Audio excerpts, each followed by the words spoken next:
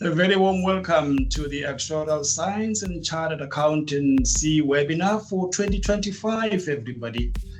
My name is Ntho Kumede. I am a Program Development Manager at the South African Actuarial Development Program, SAADP. I have the honor and pleasure of serving as your Program Director for today. Later in the program, I'll be joined by my co-director, who is a program director from the Chartered Accountancy side, who will be taking over and directing the CA segment of the program. This webinar is more than just a career. It is a platform. It is a platform to break the fear that is often associated with mathematics. It is a platform to unpack the dynamic worlds of actuarial sciences and chartered accountancy. And it is a platform to spark ambition in all the learners that have joined us here. Whether you're a learner, or you're a teacher, or you're a parent, or a professional that have joined us here, we are excited to have you with us. Let's explore these careers together. This initiative is led by SAADP. We are in collaboration with the South African Institute of Chartered Accountants, SAICA. We are bringing together the professionals who have once walked the same school corridors that you are walking today. And we are privileged to be joined today by a powerful panel of speakers who are qualified actuaries as well as qualified chartered accountants. These are the professionals who are proud SAADP alumni, as well as proud SAICA Thuthuka alumni. Some of them have joined the program straight from matric. Some of them, we picked them up along the way. All this success that they have reached was made possible by the support provided by SAADP, as well as SAICA. The first speaker. To kick off our program, we will begin with a powerful presentation by Mr. Ricardo Smith. Mr. Ricardo Smith is a Chief Investment Officer. As I'm reading your bio, Mr. Smith, you may start sharing your screen. You may start dealing with the technology to be able to share your screen. Mr. Smith is a Chief Investment Officer at Absa Investments.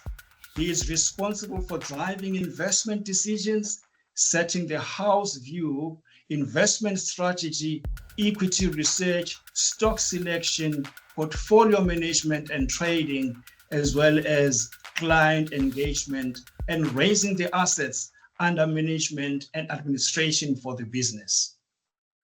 Mr. Smith has worked in the financial services industry across investments, banking, and insurance for over 10 years.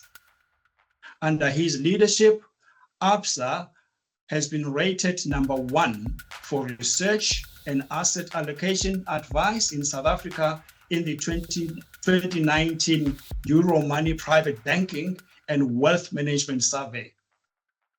He is a qualified investment actuary, a fellow of the Actuarial Society of South Africa, FASA. He is the chair of the ASA convention, ASA being Actuarial Society of South Africa.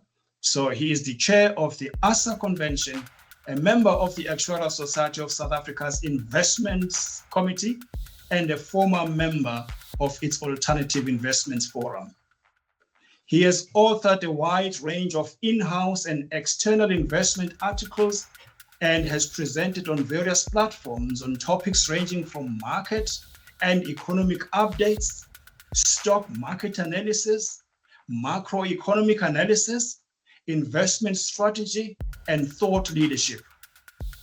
He joined Absa as the Actuarial and Business Analytics Manager at Absa Insurance, responsible for top line and bottom line performance of the business. Before joining Absa, he was an actuarial pricing analyst at Old Mutual Insure, where he developed, maintained, and controlled pricing structures to achieve key financial and underwriting metrics. Mr. Smith holds a Bachelor of Sciences in Actuarial Science and Mathematical Statistics and a Bachelor of Sciences Honors in Actuarial Sciences from the University of Witwatersrand, wherein he is a seasonal lecturer. Mr. Smith, you are going to be covering a topic, cracking the code, why maths is the superpower.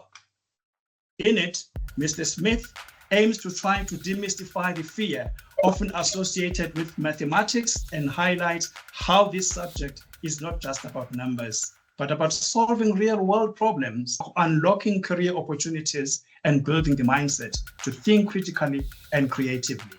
Mr. Smith, please take it away. Thank you, Thokozisi. I'll share, and then I'll unshare. There we go. There we go. Okay, now I just have to find this. There we go. Okay. How many minutes do I have? I saw the agenda, but there's no time. You have 15 to 20 minutes, sir. Okay, 15 to 20. So 3, I must be done. That's correct. Perfect. Thank you. Welcome all. Given the nature of of this conversation, well, I hope you're well, as a start. So I'd like to keep my slot a bit more conversational, just to talk through my experience of the importance of maths. I think you're sharing again. Oh, come on, look at me.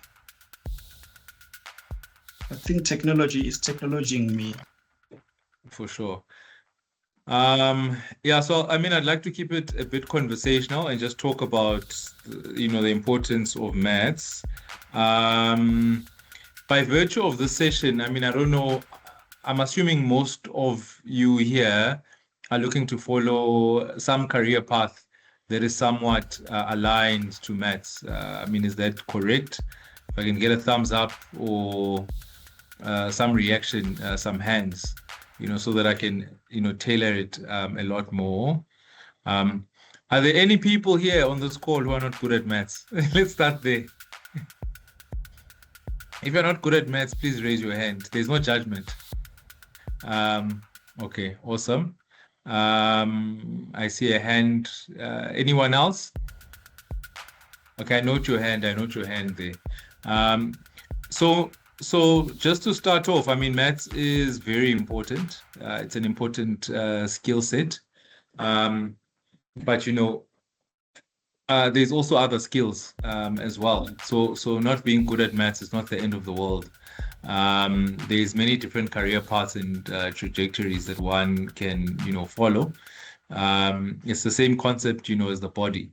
You've got the tongue, you've got the head, you've got the nose, you've got, the feet. The one thing to those who aren't good at maths that I'll give you advice on, not applying yourself to it because you're not good at it is a terrible decision. So maths is important to those who are good at it and even those who are not good at it. Because it gives you quite a lot of tools and skills, and in particular, it gives you problem-solving skills to navigate life, and you can apply it in different spheres. In fact, any career path or trajectory is really a combination of different skill sets. If I think about the actuarial profession, probably from a high school perspective, some of the most important subjects is 1, mathematics. 2, it's physics, and the third one shocked me the first time someone told me this, and it was the head of the actuarial science department at WITS, literature and comprehension. And then, of course, there's other ancillary skills that you learn. So these are core skills, and then there's tool sets that you can build off the back of these: business knowledge, strategy, how companies are structured and how they operate, etc., etc. So learning and growing is meant to be difficult. I think maybe that's the starting point. If you experience difficulty through your studies, that means something in your brain is connecting that wasn't connecting before. You're building bridges. You're building thought processes. And really, at the core of it, maths is logic. Maths is strong logic. It's documented logic. It's structured logic. And what it does is it gives you tools to problem solving within the mathematical world and outside of the mathematical world. So that's why I'm saying the worst thing you can do if you're good at math, if you're not good at maths, is to just give up on it completely. Of course, what high school is really about is discovering your core talents. You are recording again and sharing. What high school is really about is discovering your talents. So it's also important to discover your purpose and think about where you want to go in life. So the Japanese speak about the concept of ikigai, which really is about what is your purpose, what does the world need, what will pay you. There's other metrics there that you can read about it. But maths is quite fundamental to a lot of skills and skill sets around different pathways. Some key things to highlight from a mathematical perspective that I've jotted down that I want to share with you. The first is the problem solving and critical thinking. So that's what maths actually builds. It's a language on its own. It's a logic, and you need to come up with a framework of understanding it. One big mistake that a lot of young people do is that they try to study maths. Maths, by and large, is not studied; it is practiced. You learn it and you apply it and you do it. And I had some painful discoveries when I got to university that you get to class, you see the thing, you write down the notes, you go and you read it and you think you know it. And then you go into an exam and then you discover that actually you didn't know it. Which is, another bit of nugget maybe that I can share with you. Struggling through things is normal. You decide as an individual where you want to struggle. You can struggle in the exam room or you can struggle at home going through the material. There's no substitute for hard work. And believe it or not, laziness never gets you anywhere. So really, maths is one of those where you really need to go through it. You really need to struggle through it. And that in itself gives you a muscle. It gives you a muscle to be resilient. It gives you a grit muscle. And it gives you a capability. A lot of people were not necessarily always good at maths, even those who find themselves good at maths. Someone is doing a commercial course. I think there's someone who's going to talk to more specific whether you can study actuarial science.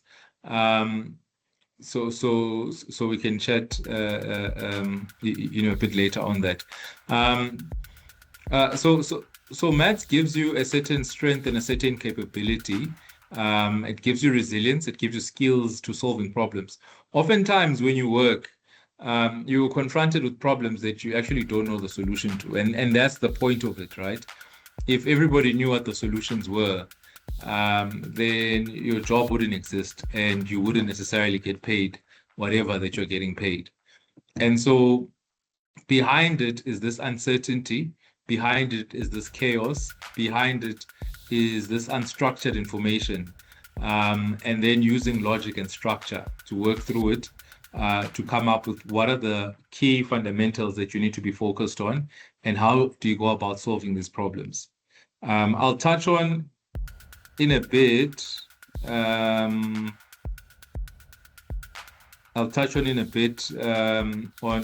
some of the various places where the sorry, can you guys hear me? I just want to check if someone can unmute and say something. One of the students. Yes, we can hear you. Oh, okay. All right, perfect.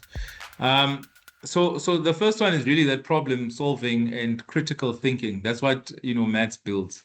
So what having maths is like a fitness. It's like if you're going to play soccer, you need to be fit, right? And then you have to decide if you want to play tennis, you need to be fit. If you want to play, be an athlete in any kind of arena, for you to be effective at what you do, you need to be fit.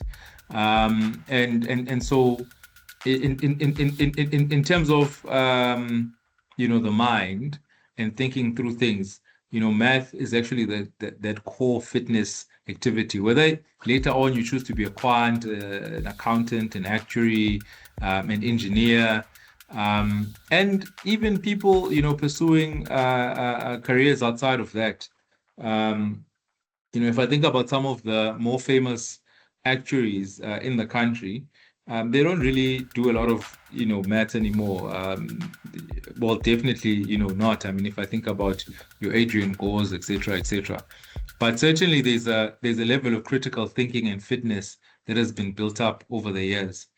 There's naturally real world applications to maths. If you think about any problems that we've experienced, think about the COVID period, it was quite a lot of actuaries doing a lot of modeling, looking at what are some of the effective strategies to reduce the contagion and how the virus would spread.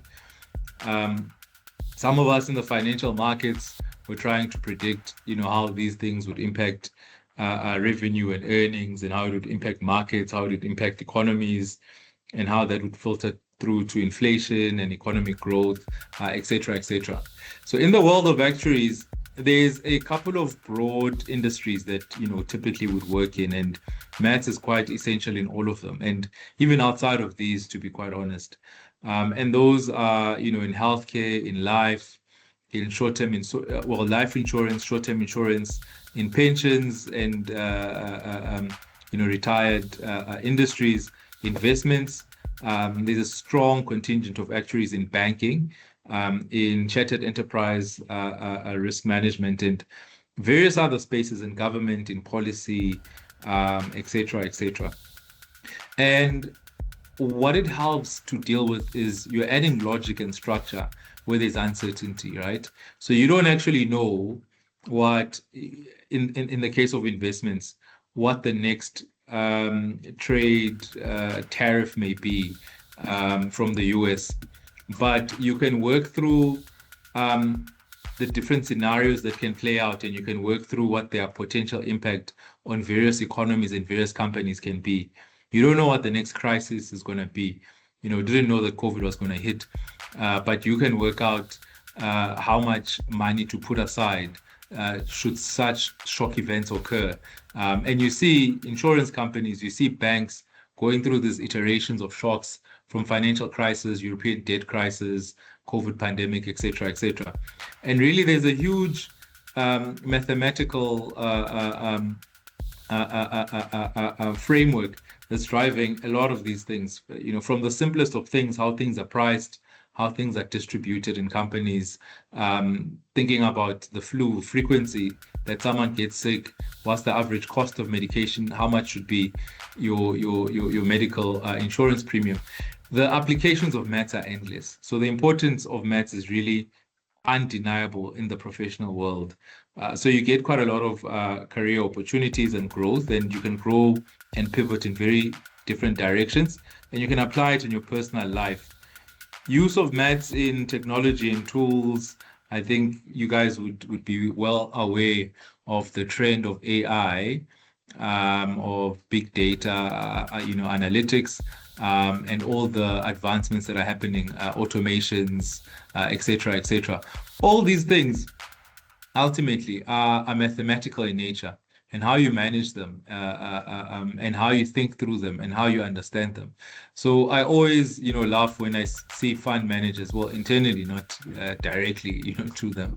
When I see fund managers that are running AI funds, and they don't want to tell you what it's doing because it's a box. Because of my background, I'm grounded in logic. So in as much as you can build an AI, I want to understand what are some of the key fundamentals that this thing is actually programmed to do. Just another aspect of maths is that it's a universal language. It's quite portable across industries, across companies, across geographies.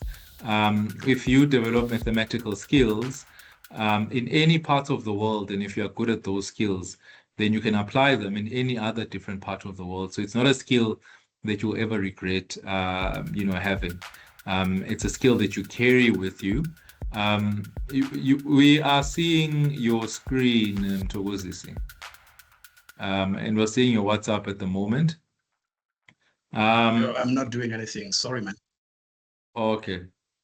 Yeah. So maths is quite key. It's quite crucial. And I guess the one thing to leave you with is work through it, struggle through it, and depending on where you are with it, if you're very good at maths, then take it to that level of a deeper understanding. If you're not so good at maths, whether you follow a career in a mathematical field or a different path, that's still okay. But don't necessarily think you can just run away from maths. Work through it, to a different level and combine it with whatever skill sets that you are good at to carve out a career for yourself.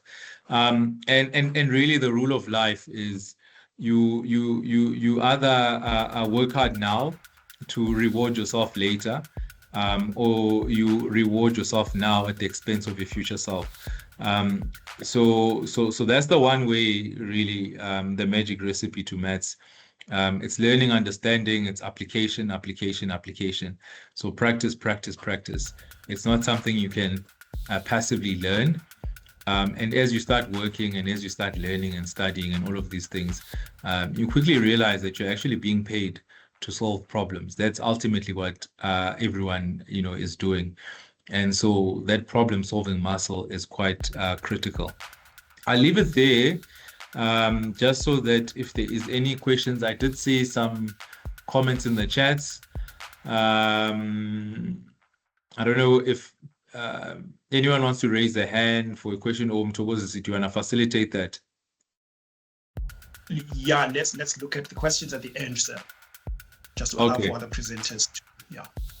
Okay, I may not stay for the full session. That's why I'm asking if there's any specific question on my part. Very well understood. There is Thabiso Maphalala. Thabiso. 2 minutes already. Yeah. Thabiso, just shoot quickly. Please unmute yourself, Thabiso, if you are speaking. Yeah, Thabiso speaking. Can you hear my voice? Yeah, I can hear you, Thabiso. Yes, you can speak, Thabiso. We are seeing your screen. What's he saying? Yeah, Okay, so I am a commerce learner, so am I eligible for the actual science course? Sorry? No, I wanted to mention that we have responded on the chat box to your question, Tabi. So just check the chat box. We have responded already. Can we get another question? That was all. Yeah, but apply to all the universities. Check out, because they usually write on their prospectus what they look for and what the minimum requirements are. So just Google VITS, Actuarial Science Program, UCT, UP, Stellenbosch. I think UJ has one now, I'm not sure. And then look at what their requirements are, apply to all of them, and try to focus on those subjects. If you live close by a university, or know someone at a university, try to visit the departments, and you'd be surprised how much people are willing to help if you ask. Is there anyone else? Right. Letlo Khonolo, I saw your hand up. Letlo Khonolo, quickly, just for 1 minute, less than a minute. Hello. Can you hear me? Can hear you. Yes. What are some of the most common misconceptions about the actual profession do you mostly hear about? The most common misconceptions. Yes. Yeah, that's a difficult one because I have to go back now as well to think about how I thought about it, years back. Um, I think a lot of people typically associate actuarial science more with finance and investments, which is now my field. That was my misconception at the very, at least back then. And then you realize that it's actually more holistic than that. And then when I went into working, I found that, so I started in short-term insurance and then bank assurance. Trying to break into investments was a bit difficult because then there was this concept of boxing you into insurance that no, actuaries do insurance and do risk, or actuaries are mathematicians. And we're none of those things. We are holistic financial services professionals who understand the business side, who understands the technical side, who understands the income statement, the balance sheet, the assets and the liabilities. I think a lot of professions focus on the assets. They focus on revenue and profit and growth. And we understand uncertainty. Now, that doesn't mean that inherently we're good risk managers from that perspective, but that doesn't mean you have to do a risk management job, because even in strategy and sales, you have to think about different scenarios that could play out. I think those are some of the misconceptions. And then, I mean, I want to talk about the money one, but I'm not sure if it's a misconception. I think in whatever career you follow or whatever you do, money is never as much as you think it is. Even when you get that money, you realize things grow. But the biggest thing is follow your passion, follow what you love, and if you do it well, you'll be well rewarded for it. Sorry, Mtoko, I'm just going to steal 1 minute because I see there's another question. I'm stealing my minute from the end because I was going to answer it at the end. I see Rika's asked, would love to know at what point I knew I wanted to study actuarial science. So in high school, I was good at maths and I was told about actuarial science. I Googled it. Very divergent professions. I was thinking of engineering or, then I discovered this. I think the environment of actuarial science also spoke a lot more to me than that engineering environment of working in a firm or in the middle of nowhere. And then I visited WITS. I saw some lecturers. I wandered around the hallways. I spoke to some of the lecturers. They told me, what they expect, etc., etc. I did undergrad. Almost didn't do honors because I considered doing advanced maths or finance. But eventually spoke to the guys at SAAD, Mr. Mkhize, and he convinced me, no, do actuarial science honors. This is what you've been doing, da da da da. So finished that. So I've always been exploring. So I'm a very explorative person. Even though I did ultimately qualify, I've always not only looked at what actuarial science is, and there's a famous quote. One of the famous actuaries that says, an actuary who's only an actuary is not an actuary. And so ultimately I came, to that conclusion that it's actually fine. I think you don't have to be boxed into thinking that being an actuary means just doing actuarial work. Actuarial work is a profession, and it's a system of knowledge and thinking and education that can be applied in so many different spheres. And that industry is growing, like banking wasn't a mainstream thing, say 5+ years ago, and enterprise risk management, say if you go 10 years back, and if you keep going back, even investments wasn't really in the mainstream of actuarial science. And now data science is coming to the fore, where you're getting more and more actuaries getting into that field. So it's a skill set, it's a tool set, and it's how you use it in the real world. Right. No, thank you so much, Mr. Smith. Thank you very much. That was very insightful, very, very insightful. Ladies and gentlemen, I would like to apologize. I think I'm being challenged by technology from my end. I can confirm my hands are not on WhatsApp. My WhatsApp is off. I don't know why it keeps showing up on the screen. My phone is off. My WhatsApp is off. So sorry, please I think I was getting the wrong person. Yes. I think it's Gamogelo. Sorry. I thought it was you. Gamogelo. Gamo. You're the one sharing. All right, Yes. Kamo, please stop sharing if you are sharing, because it causes confusion from my end. Yeah, I apologize about that. Thank you, Mr. Smith. That was a very insightful presentation and a very powerful presentation. Thank you for sharing the power of mathematics, and thank you for sharing how we can think about mathematics in a positive way. I hope you learners are taking notes.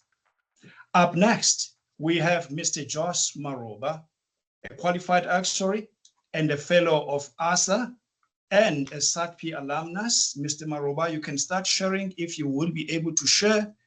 I would like to apologize in advance if I am blocking your ability to share, because I am not doing anything from my end. It's one of those things.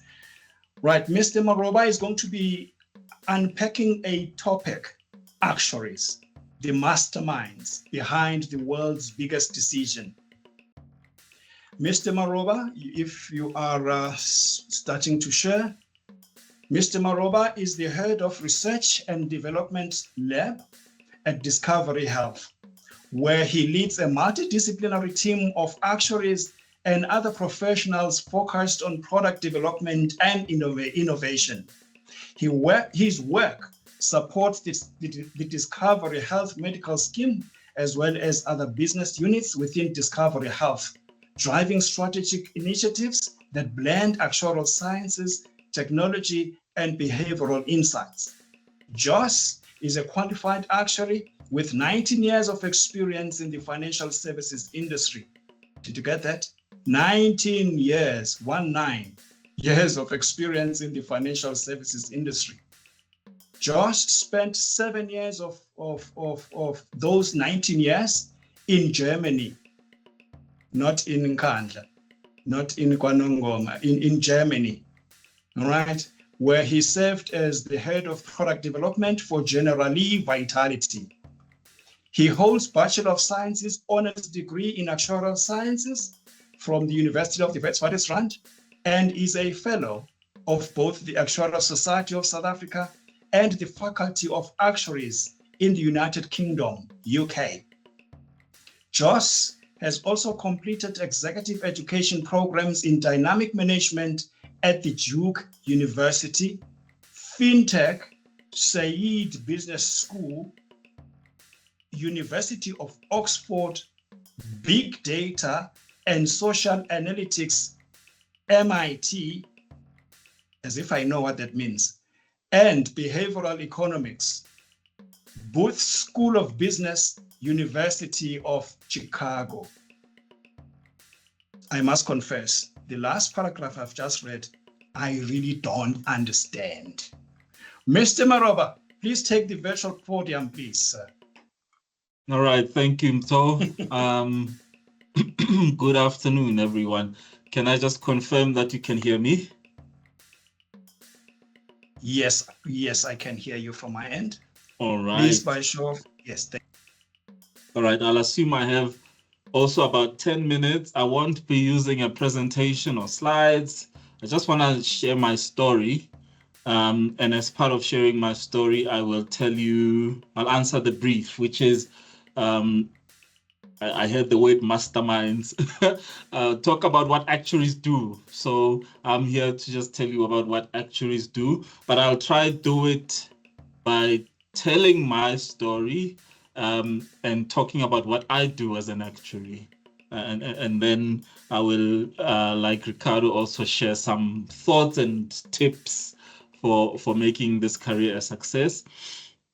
Some of the points I will be talking about are points that have already been covered by Ricardo in the previous speech, but I mean, take it as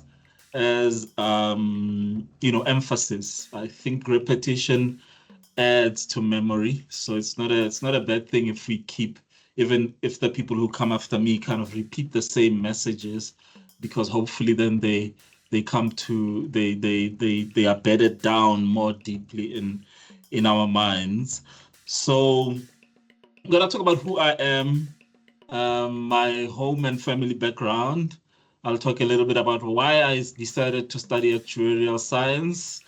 Then I'll talk about what I do, maybe I should start by talking about what I do, because I was asked to talk about what actuaries do, what I do, and then and also my international experience, because I think it was part of being an actuary is what opened the door to doing work and taking on responsibilities outside South Africa. So in terms of what I do, I am the head of research and development at Discovery Health. I lead a team. It's a big team. Most of the people in the team are actuaries, but there are also those who are still writing exams to become actuaries, and there's also other professions, so like management consultants and digital specialists and so on. But most of the team is made up of actuaries. Our job is to design products for the medical aid. I think people know Discovery Medical Aid. So that team is the one that actually designs the medical aid products for Discovery Health. Obviously, we don't design them alone. We work with other teams that do the pricing, that do the clinical coding. There's teams that work with the hospitals. There's teams that work with the doctors and so on. But my team is the one that pulls all of that together, so that when you say I'm on a certain medical aid and I pay this much for it, it usually comes from us. But I'm not saying you should blame me if like your parents' medical aid didn't pay out benefits. So that's what I do. And it talks to what actuaries do, right? Obviously, I've been in the industry now for many years, and I think that movement up the ladder I can use that to explain to you different responsibilities for an actuary at different points in their career. So, for example, when I started work, I was doing more, I was working in the banking space, and my job was mostly very analytical, very mathematical. So usually an actuary with less than, let's say, 5 years experience, your job is basically doing maths. You're solving problems, you're doing calculations. It's like your day-to-day job. And if I were asked, what does an actuary do? I think I would say we use mathematics and statistics to solve business problems. That's a simple way of explaining what an actuary what an actuary does. In terms of what the business problems we solve, we focused mostly on financial problems. We deal with money, and usually it's to do with cases where money is uncertain, the flow of money is uncertain, and the flow of money is uncertain mainly when you look in the future. Obviously, if you look in the past, you can say how much a company spent and did not spend. But when you look in the future, that's when you need specialized skills to predict how much money a company will spend on something or how much income they will earn on something. And that's where actuarial science comes in. And if you think about industries that require one to predict money flows, it's usually insurance. And in actual fact, that's why then actuaries are mostly employed in the insurance industry, because it's in insurance where you almost make a person pay money today, an insurance premium, and in return for that insurance premium, the company needs to give them something in future. Like whether you are taking car insurance, we take your money today, and in return, we're gonna pay you something if you get into an accident. So we're gonna pay you something in the future, and it's not clear at the beginning. Today, we don't know how many people will have an accident, how severe those accidents will be, and therefore the company would not know how much they need to pay for those future insurance claims. And that's where actuaries come. We use mathematics, we use statistics to do those forecasts that if you are a car insurer, this is how much you should expect to pay for claims in the next year. In my field, the medical aid, same thing. We use actuarial science and statistical models to project that, okay, as Discovery Health, for the next year, this is how much we expect to spend on medical aid claims. And you know, in your actuarial education, you would learn all the statistical techniques that are required to do those forecasts. So basically, an actuary then uses those statistical techniques to make those future predictions, usually in insurance, but the skills can be transported to any field where there is money that will be spent in the future and someone is required to predict how much money will be spent. So for example, if you are if you have a life insurance plan, it's an actuary who would have calculated, okay, how much is the company likely to pay in claims in the next year, 2 years, 5 years, 10 years? And based on that, how much do we need to collect in premiums today? So the actuaries do those calculations of the premium, calculations of how much money should we set aside in order to pay those future claims, and so on. So that's my job. So like I said, in the first 5 years, the job tends to be you do a lot of calculations, a lot of modeling, using various statistical techniques. And then I would say once you get to experience of about 5 to 10 years, your job starts moving away from actually doing the calculations to more the strategizing. So usually you'll have a team of more junior actuaries who are doing the calculations for you, but your job would be more interpreting those numbers and making business decisions. Things like so my job, for example, is will our products be profitable? If they are not profitable, what do we need to fix?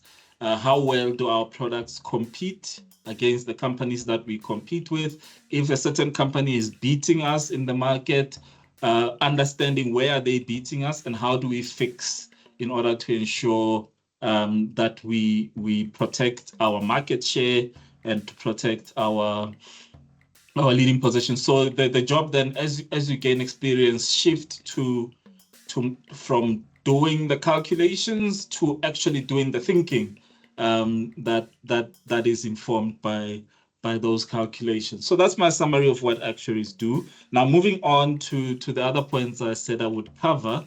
I said I would cover where I come from. I don't know how many people here in the room are from the Free State, but I was born and bred in the Eastern Free State, in very rural South Africa, and I come from a very humble background, and I'm mentioning that in case there's someone, because sometimes when you come from a humble background, sometimes you think certain careers are not for you because you didn't go to a good private school and so on. But I want to leave people with this view that no matter where you come from, you have a right to chase your dreams. I was born, my mother died when I was 4 years old. So I was raised by a single father who had 3 kids. He was unemployed. So it wasn't an easy life. I didn't go to the best schools. I didn't even at the school I went to, the school fees were so small, but I was struggling to pay. Most of the time I didn't have the right shoes to wear or money for uniform or anything. Or the only thing I knew was that I was good at maths. And that's what then inspired my teachers. Actually then told me that, look, given your mathematical ability, you must consider an actuarial career. And I think it's worth talking a little bit about, well, the first point I wanted to make is, don't make excuses based on your background. Your background doesn't have to determine your future. Know what you want and go after it, regardless of regardless of where you come from and what your parents have or don't have. The second point is, why did I choose actuarial science? Like I said, I chose it because I loved maths. And for me, it was like, oh, okay, so there's a career where you can be paid to do maths and it's the thing I enjoy. Okay, that's fine. But I think Ricardo made a good point that it's not only about what you're good at. It's like you need to find that intersection between, on the one hand, what am I good at? You must be honest with yourself. What are you good at? And what are you capable of being the best in the world at? And my belief is everyone is good at something. So there's no one who's like, you are the worst at everything. It's just about you finding that thing and being honest to yourself. Okay, that's the thing I'm good at. And so it's the first thing. What am I good at? That's the first question. Second question is, what do I like? Because being good at something, if you don't like it, you're not going to be motivated. So you need to find something that you're good at it and you like it, you enjoy doing it. And in my case, I really enjoyed doing my mathematics. The third one is, where are the opportunities? Because yes, you can like it, and you can be good at it, but if there are no employment opportunities in that field, then it's just gonna be a hobby.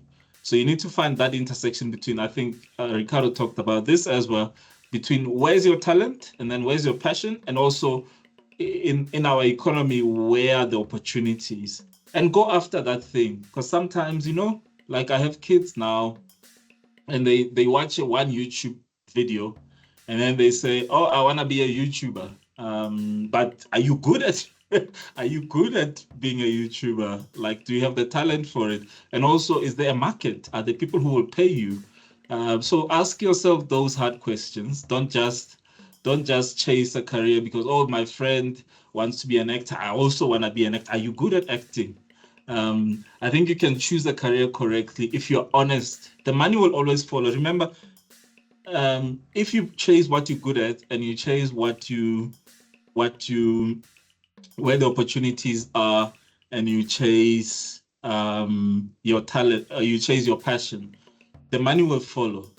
So it's not about, oh, what is the career that pays the most? I remember when we were in high school, we used to do this thing of, do actuaries get paid more than accountants? And then we would be trying, do engineers get paid more than doctors? And a lot of people would be trying to figure out which one pays the most, with a view that then I must do that one.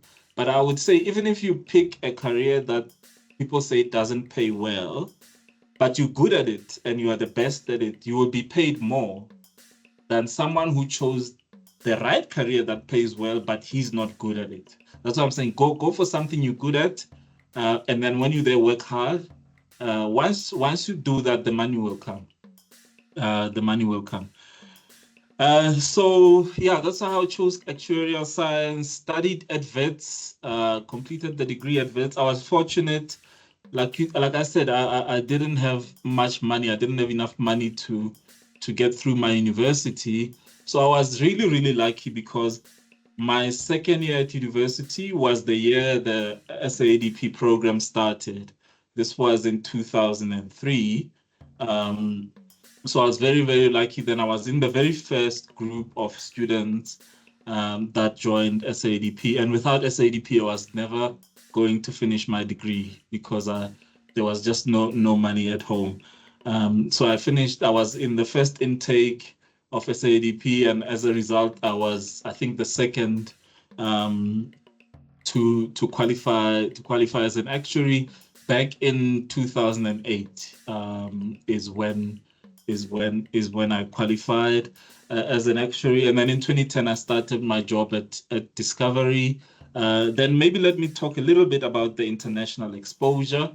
I'm realizing I've taken a lot of time. In 2014, Discovery then had a partnership with an Italian company. I'm actually wearing their sweater now, Generali. It's this brand on my sweater. And a few of us were sent to represent Discovery in that partnership.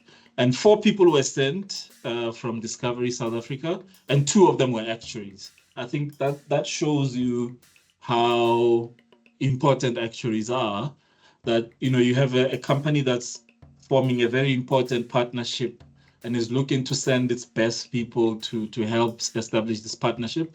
And they, in a way, picked actuaries. That's why I think being an actuary kind of opened that door to that opportunity. And I therefore then spent 2014 to 2022, which is 6.5 years. I spent them in Generali, working for the partnership between Discovery and Generali. And I really credit the background and the knowledge I gained from actuarial science, from studying actuarial science and being an actuary. With that, came back in 2022 to Discovery Health, which is where I am now, heading up this team that's responsible for the medical aid. So I've told you about what my story. I've shared a little bit about what actuaries do. In terms of my day-to-day job now, because it's now a very senior management position, I don't actually do the calculations myself. It's more leading the team that does it. So my job is more setting the strategy every year for Discovery to say, where are we strongest? Where are we weakest? What do we need to fix in our product portfolio? And then assigning tasks to various teams of actuaries who then go and fix those issues in our products. To conclude, maybe some thoughts and advice. We were asked to share some advice with the students at the end. One is hard work pays off. We live in a world where hard work is not fashionable. I know in your schools, you guys like saying things like, oh, don't work hard, work smart. And some people like saying, oh, you must pass without working hard to show us that you are really smart. I would like to encourage you to throw all of those ideas away. Hard work always pays off. There's this phrase that my daughter likes to use. Hard work beats talent whenever talent fails to work hard. Hard work beats talent whenever talent fails to work hard. So I don't care how smart you are. You may be the geniusest genius in the room. If you want to build a solid career, teach yourself to work hard. Be a disciplined person. Be a person who pushes themselves to do the best they can at everything they do. And it will pay off. It might not pay off today, but at some point in your life, you'll be grateful that you worked hard. Second, develop yourself widely. I say this because sometimes people that are, actually be good at maths. So sometimes people think, oh, I just need to be good at maths. But to be the best that you can be, you need other skills. Like where I am now, I don't only do calculations. I need to be good at negotiation. I need to be good at presenting. I need to be good at being a team player and working well with other people. I need to be good at writing. So try to not be a one-dimensional person, that you're only good with numbers, but when they say write an essay, you can't write an essay. Or when they say speak in front of people, you can't speak in front of people. Try to build yourself. That's why when they were reading my bio, there were like lots of little courses, fintech here, social analytics there.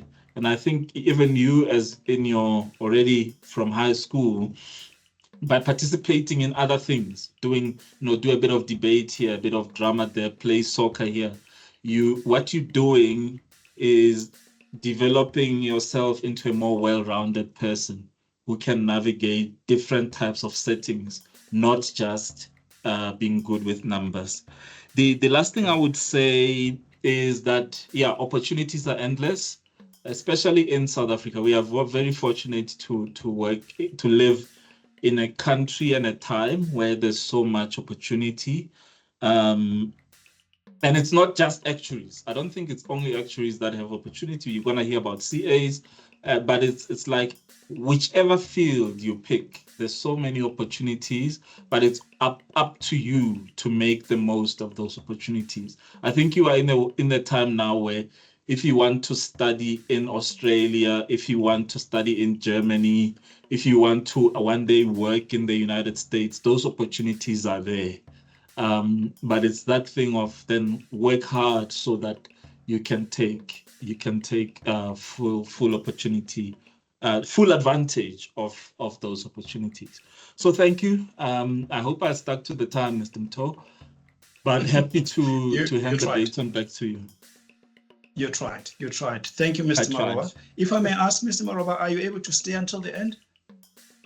No, but what I can do is come back at the end is 4:30.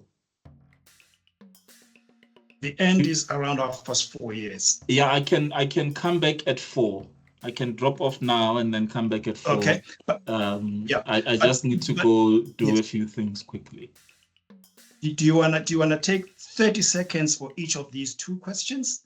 Okay. Just okay, under 30 seconds. Please just let me under know. 30 seconds, and then we can release you. That's fine. Naidu has just asked, when does the working career start? Is it after 4 years degree? Is it after 4 years? Yes, it's after 4 years. Obviously, I guess and it's part of me saying you need to develop yourself in other ways. It's good to find, for example, when during school holidays, we would find vacation work. At Wits University, you would get a chance to tutor other students. So there's work opportunities all over, but formal, fully employed, it's after you finish your honors, your 4-year degree, yes. And then you would write your last exams while studying. Sorry, while working. Right. You write your last exams while working. In less than 15 seconds, Mr. Maroba, that's Rico's asking, what do you enjoy the least about the profession? The least. Because I work for Discovery. Discovery is you have to perform at your highest. So it's a very demanding, and also being in a senior role, you take responsibility for a lot of things. So it means sometimes you have to work really, really hard and work on weekends and work at night. Sometimes I enjoy it, but sometimes I do feel like I get very tired from all the hard work. Maybe that's what. And something I think that you learn, office politics, that they can be very frustrating when you're not just free to do your job, but have to deal with the politics. Yeah. No, thank you for that. Thank you, Mr. Maroba. I want to ask all the members of the audience to give you a virtual round of applause, but I don't know how they're going to do that. A virtual round of applause. Yeah. Okay. Let's silently give him a round of applause, guys. Thank you. Thank you, Mr. Maroba. Thank you very much. I'll be back just after 4. Yes, please do come back just after 4. Perhaps there will be questions directed to your area or maybe to you personally. All right. That we would like you to attend to. Yeah, thank you, Menier, for your time. All right. Right, colleagues, ladies and gentlemen, before we move on, why did an actuary survive skydiving? Who can tell us? Why did they actually survive skydiving? In the interest of time, the answer is because he calculated the risk and solved for X. And X was a backup parachute. Can you please laugh at my joke virtually? Okay, good, cool. Now we are welcoming Mr. Dinesh Gavanda. Mr. Dinesh Gavanda is a qualified actuary and a SAADP alumnus.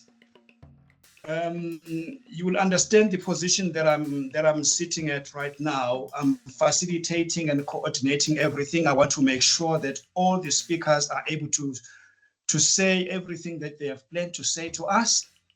At the same time, I'm conscious of time because we still have chartered accountants on the line who will be addressing us around the chartered accountancy side as well. So, Mr. Governor, is going to be unpacking the roadmap to becoming an actuary.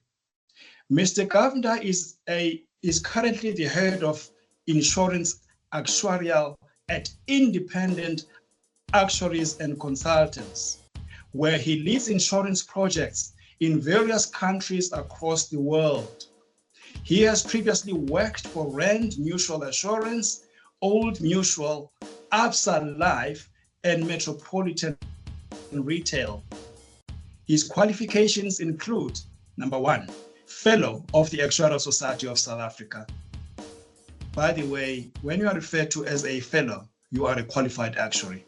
Just like qualified chartered accountants, they are referred to as CASAs, South African Qualified Chartered Accountants. So in the actuarial science side, they are called fellows. That's number one. He's a fellow of Actuarial Society of South Africa. Number two, Chartered Enterprise Risk Actuary. Please Google this designation. Please Google it. Chartered Enterprise Risk Actuary. That is beyond fellowship. Beyond fellowship. Number three, Life Insurance Practicing Certificate to serve as head of actuarial function. Number four, Certificate of Specialization in Management and Leadership from Harvard Business School online. The next one is Certified Director through the Institute of Directors, South Africa. He holds Bachelor of Sciences, Actuarial Sciences, summa cum laude. Okay. Yeah, I always struggle to pronounce this. Cum laude. Okay, BSc Actuarial Science, summa cum laude, UKZN. And Bachelor of Sciences, Honors Financial Mathematics, cum laude again, UKZN. His volunteer work in the Actuarial Society of South Africa includes, number one, review and sign off of work-based learning for future actuaries, marking of life fellowship exams, and he was the former secretary to the ASA Research Committee, to the ASA Actuarial Society of South Africa Research Committee. Mr. Governor is a family man with 2 kids, sorry ladies, and has a love for braai, cooking and food. Are you, okay, let me not ask this question, Mr. Governor, but you love food, just like me. Thank you. Mr. Governor, please take it away, sir.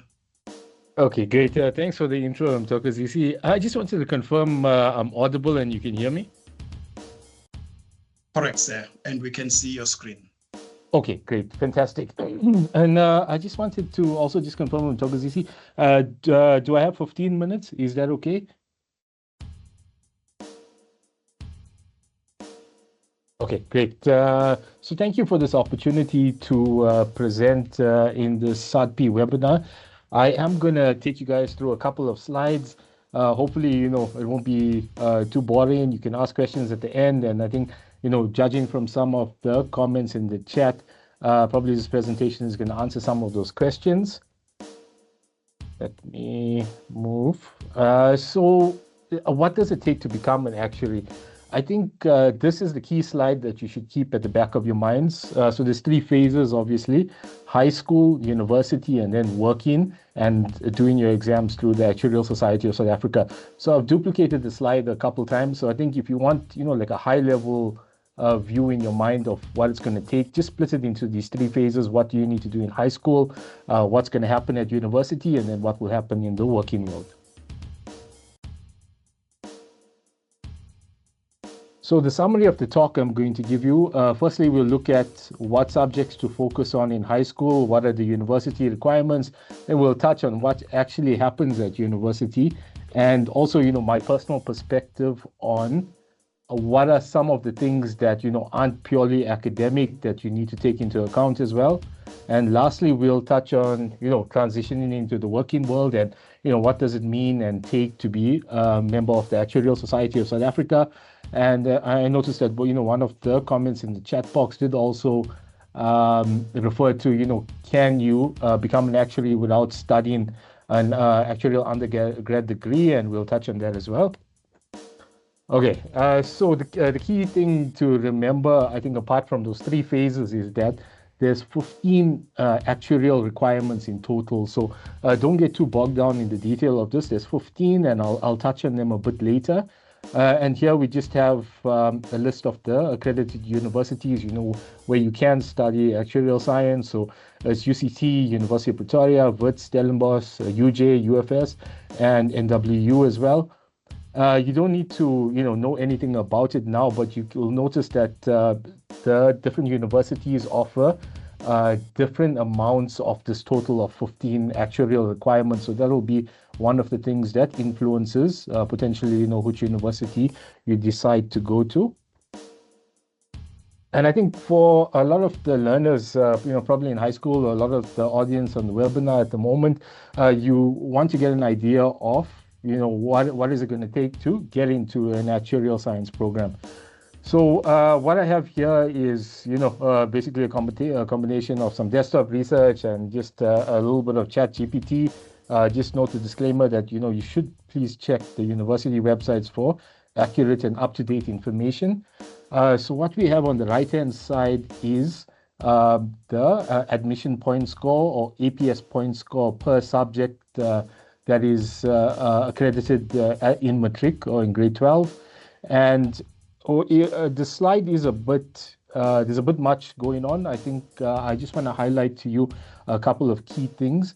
So firstly, each university would generally have a total admission point score. So, if you, depending on the number of subjects you do, and what grades you end up getting, you'll end up with a total, and then you can easily check whether you meet the criteria for getting into that undergraduate program or that initial degree. And then another thing I wanted to highlight on the slide is that the mathematics component is vital. So you can see, across the board, a level 7 is required. So you need between 80 and 100% for maths. But as I'll touch on later, there is a way around this, around becoming a member of the Actuarial Society of South Africa without necessarily completing an actuarial undergrad degree. An interesting thing to notice on the slide as well is that English and language in general does sometimes play a role in your acceptance, and we'll touch on this a bit later. So I think some of my other presenters, or some of the other presenters, Joss and Ricardo, did touch on it, that mathematics is important, but there's other stuff that's just as important, I think, when you're in the working world, and I'll touch on that a bit later. And lastly, just to note, some of the universities, even if you meet this, when you meet this criteria, let's say, there might be an entrance test. So just depending on the university, there may or may not be these tests. And also the purpose of the tests also differ. So one might be, to enter university, you need to pass this test. And from what I've seen from some of my desktop research, some of the tests are more to check if you need extra help while you're in this program. Okay, so that was transition from part 1 to part 2, high school to university. What do you need to get into the degree, or what do you need to get in high school to be accepted for some of the actuarial science degrees at the various universities? This next point is actually, when you're at university, what are things generally like? And maybe some of these talking points might influence, the decision of the university you decide to go to.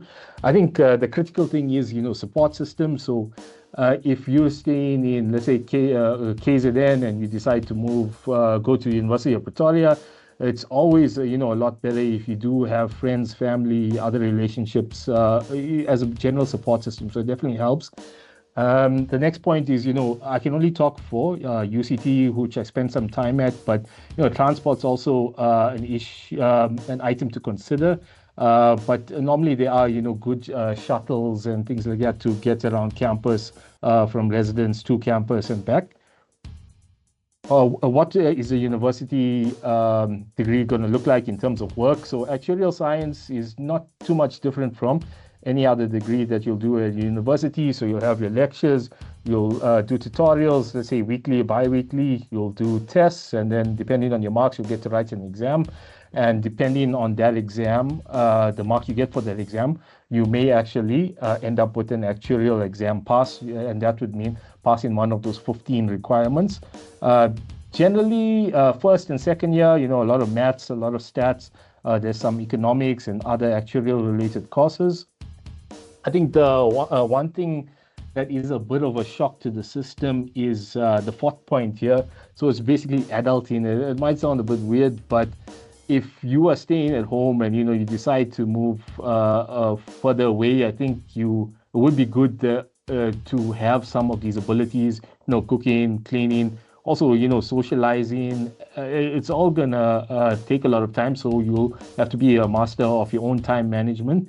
On the right-hand side, I just have a picture of some Maggi 2-minute noodles. I know a lot of university students depend on that, and I did as well. Nice and quick, and gives you some time to actually focus on the studies.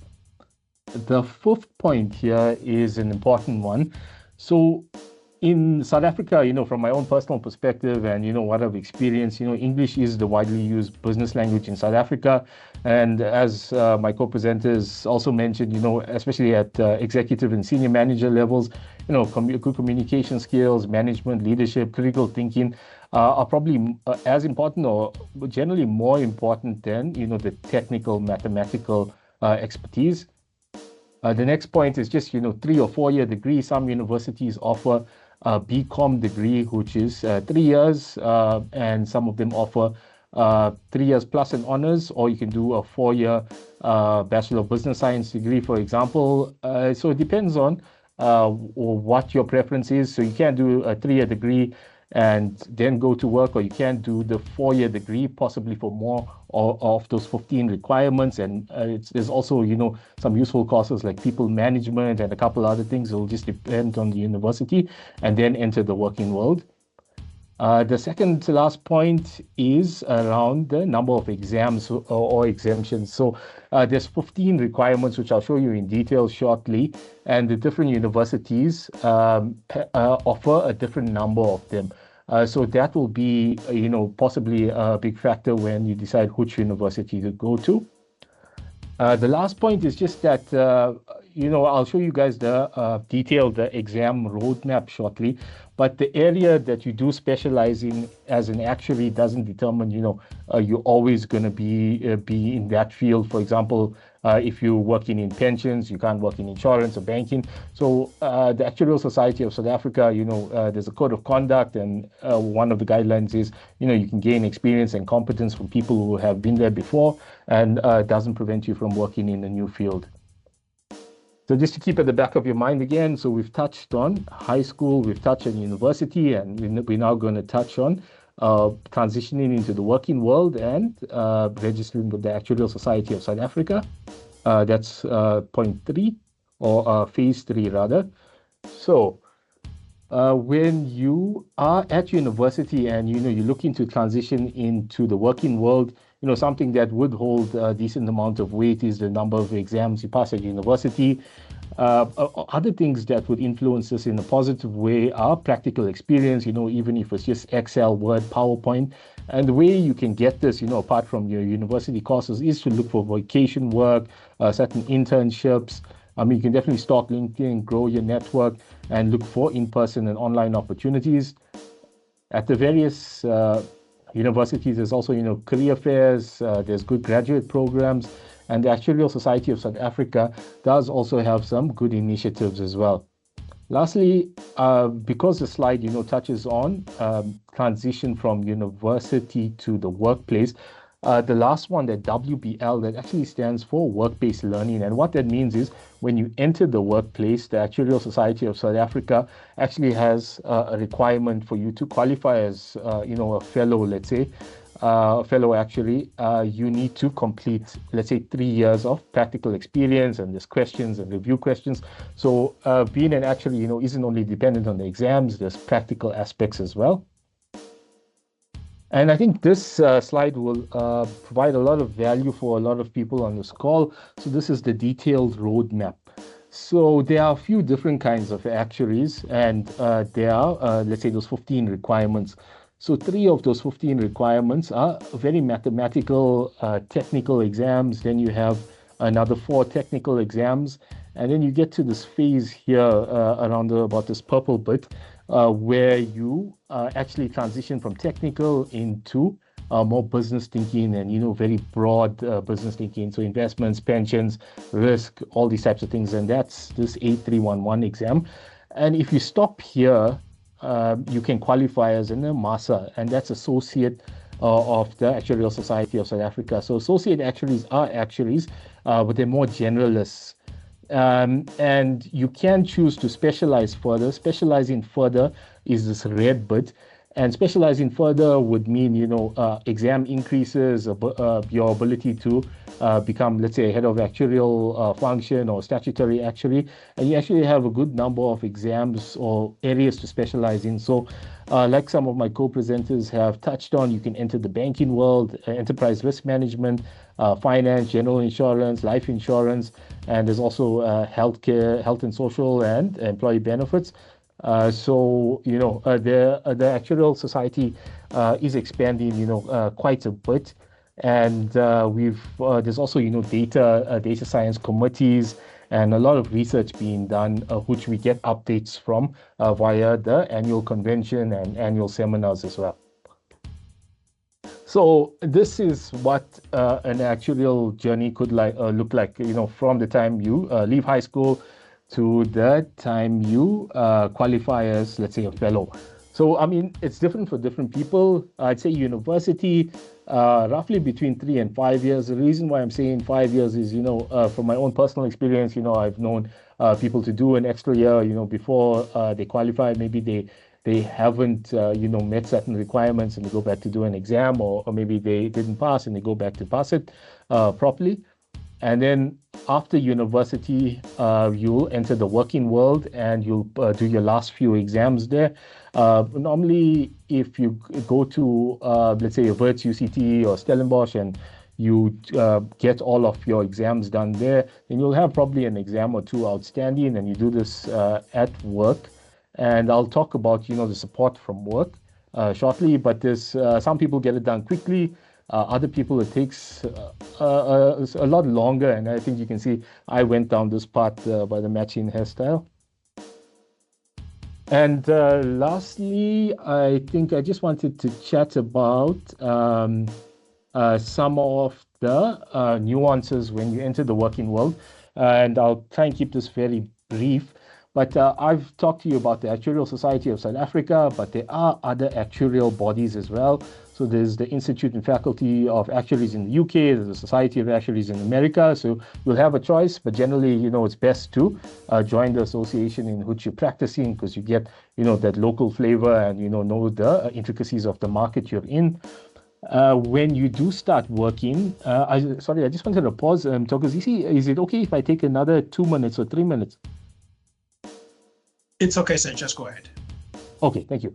So when you enter the working world, there is a lot of support from your employer as well. So you'll get study leave, which ranges from, let's say, about a week and a half to sometimes even over a month, depending on the exam. Obviously, the later exams will allow you more study leave because, they're much more difficult, much more to go through. And if you pass these exams, you get increases on your salary, permanent increases on your salary, which is, a very good incentive. I know that motivated me early on. And you'll also possibly get once-off bonuses, just depending on the company you're with. So it varies widely company by company. There's also, tools in place to by the Actuarial Society to help you pass. So there's courses that your employer can pay for, and that will aid you. Next, I just wanted to touch on something that is important. So it might not be relevant for you now, but just to know, the Actuarial Society, we all abide by the code of conduct, professionalism, guidance notes. There's conventions and seminars to keep your skills up to date, your skills and expertise and knowledge up to date, and we all expected to behave ethically, and we have professional accountability. Point 4 is around work-based learning and continuous professional development. So work-based learning is the thing I touched on earlier, where when you enter the working place, the society expects you to gain practical experience to go with your exams to develop a more well-rounded professional. And CPD, or continuous professional development, is for after you qualify. So just because you qualify, that's not the end of it. You need to keep up to date with what's happening in the markets, in your areas of expertise. And lastly, I'll just touch on point number 5. So this you can find on the Actuarial Society website, which I'll have at the end of the presentation. I just have 2 more slides. But there are ways to become a member without necessarily, passing your undergrad degree. From my understanding, this passing Maths 2 or Mathematical Statistics 2 is compulsory, and then you have to meet one of these 7 requirements here. So it can be, at least 65% for Maths 2 or 3. So this is something that you can explore and read further about. And lastly, I just wanted to summarize. This is my last slide, so it won't be too much longer. I just wanted to summarize these 3 phases. So you're in high school, you need to do well at maths, meet the overall admission point score. Languages play an important role later on, and also for some of the university's requirements. I chatted to you about some of the practical considerations, personal circumstances, number of exams might influence, which university you go to. At university, you'll be looking to do well, the university degree similar to other ones. You can look for graduate opportunities and gain some practical experience, build your network online and in person. And lastly, when you go to work, there's exam, study leave incentives. You'll have mentors with the work-based learning, and then you'll continue to develop and learn. And lastly, I just want to leave you with these 3 key messages. So the journey, for me personally, has been difficult but enjoyable. I think the second point is the most important for me, and I think Joss touched on it as well. So this career does give you the opportunity to uplift yourself and your family. So that's extra incentive to work hard, get the exams out of the way, climb up the ladder, do your own or start your own business, whatever it might be. And lastly, it's also an opportunity for meaningful work and to make a difference in the world around you. So thank you. And I think I can share these slides, if they're required. This is my personal email address if anyone has any queries. And this is the Actuarial Society website if you want further information. Thank you. 100%, Mr. DG. 100%, sir. Thank you very much. Thank you so much, Mr. Governor. Thank you for clarifying the roadmap. That's very encouraging. That is very encouraging. Now we know, ladies and gentlemen, that becoming an actuary is not just magic, but it is maths. It is hard work. Plus, it requires a lot of support. So SAADP is there to provide you with support, but you need to qualify. Right. Speaking of support, I was meant to present to you, but in the interest of time, conscious of time, I am not going to be showing my screen, but I'm going to refer you to the website, www.saadp.co.za. And that is where you will get all the support programs that we provide to the learners at high school, as well as actuarial science students at university. 3 universities are our partner. All right, Tabiso, I'm noting your hand. We have 3 universities that are our partner universities, affiliate universities. That is Wits University, University of Pretoria, and the University of Cape Town. The other 4 universities that Mr. Governor made mention of are not yet part of SAADP, but we are working towards having them participate in our program. Those are University of Johannesburg, University of Northwest, University of the Free State, as well as Stellenbosch University. They are not yet part of the program SAADP. So which means if you would like to be supported by SAADP, where you will be provided with all the support that are mentioned on our website, you need to apply to any of the 3 Wits, UCT, or UP. And on the chat box, I've posted the link to the bursary application portal, to the SAADP bursary application portal. You can just click on the link and then you will land onto the portal. You will be able to submit your application before the end of August. 31st of August is the closing date. We are closing for bursaries. Anything after the 31st of August is not going to be considered. Okay. Now, I've also posted onto the chat box the website for the Actuarial Society of South Africa. The website for the Actuarial Society of South Africa, so that you can learn even further and dig deeper into what Mr. Governor was trying to unpack in this short space of time. In the interest of time, I'm noting people have just posted messages there. I'm not reading them. We are going to have a look at them at the end, because I'm pushing time now for chartered accountancy. For chartered accountancy, we would like to hear from chartered accountants. Please allow me to ignore the chat box for now. We will be taking notes as chartered accountants are speaking to you and jotting down the questions.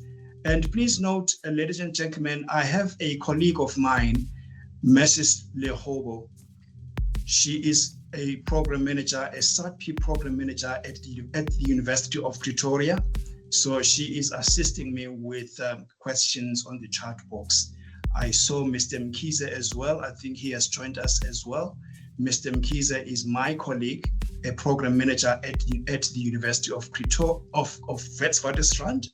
And we have Mrs. Carmelita Lishong, who is our program manager at the University of Cape Town. So I have my three colleagues here on the call. All right, so I'm only referring you to the website. Please log on to our website and please read through our offerings on the website. Now, Tabiso, allow me to ignore your hand. Please allow me to ignore your hand in the interest of time. I'm very time conscious right now. We still need to hear from chartered accountants. Right. Now that we have cracked the code, we have cracked the actuarial code. Now that we have cracked the actuarial code and we have mapped the journey into actuarial science qualification, we are going to hear from the chartered accountants.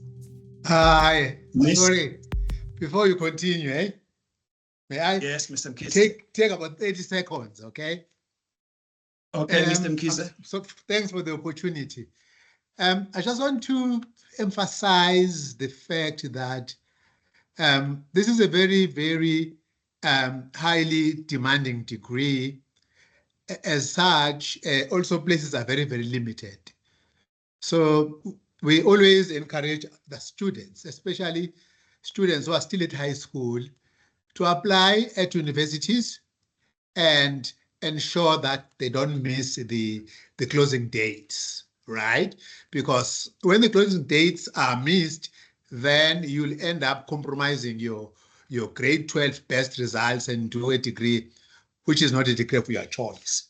And yeah, and on the question of requirements, again, I also want to emphasize that, especially at VETS, you need not only aim for a level 7, which is in the lower 80s, go for higher 80s, 80s closer to 90s, and 90s are even better because the competition is extremely high, and the application, the number of applications also are extremely very, very, very high. So it's important for you to understand that, again, based on your family background, in as much as you are going to be applying for funding, but if you meet a requirement with regards to NFSAS, please do it as early as possible and give them all the documents that they need. All right. Let me just volunteer my help towards you guys because I think I like you so much. In case you want us to assist you, on behalf of Mr. Gumede, I will simply go to NFSAS and find out if the NFSAS requirements have been revised so that you guys are in a position to know exactly what are the processes, what are the closing dates, and so forth. If you need anything from us, especially because we are in the universities, please speak to Mr. Gumede and we'll provide you with necessary information because we feel that we are running short of numbers as far as people like us are concerned in this degree. And I wish you good luck and please worry us. We will provide the information that you need. Thank you, Mr. Gumede. Thank you, Mr. Mkhize. Thank you for that input, very valuable input. Ladies and gentlemen, there was Mr. Mkhize, our program manager at the University of the Witwatersrand, Johannesburg. Thank you, Mr. Mkhize, for the input. That was very necessary. Now, to guide us into the world of balance sheets, audits, and financial strategy, I'm pleased to hand over to my esteemed colleague from SAICA, Ms. Lerato Kutane. She will be introducing our next two speakers, both from SAICA and who are SAICA Thuthuka alumni, who have turned their love for numbers into successful careers as chartered accountants of South Africa. Over to you, LK. LK. Tabiso, we have noted your hand. You can put it down, sir. You can put your hand down, Tabiso. We have noted your hand. We will entertain it at the end of the chartered accountants, if you may. Thank you. Okay, over to you. Thank you so much, Mto. Hello, everyone. Thank you so much for being here and allowing us to share this valuable information with you. Mto has done a very good job of summarizing why we are here and telling us about our speakers. So mine is just to, in the interest of time, as he's putting it, just to introduce the two speakers. I am going to start with Miss Linky Lamola. What she is going to indulge us in is behind the world's biggest decisions, chartered accountants. So she will be explaining what a CA is, short for chartered accounting, and why the profession is significant.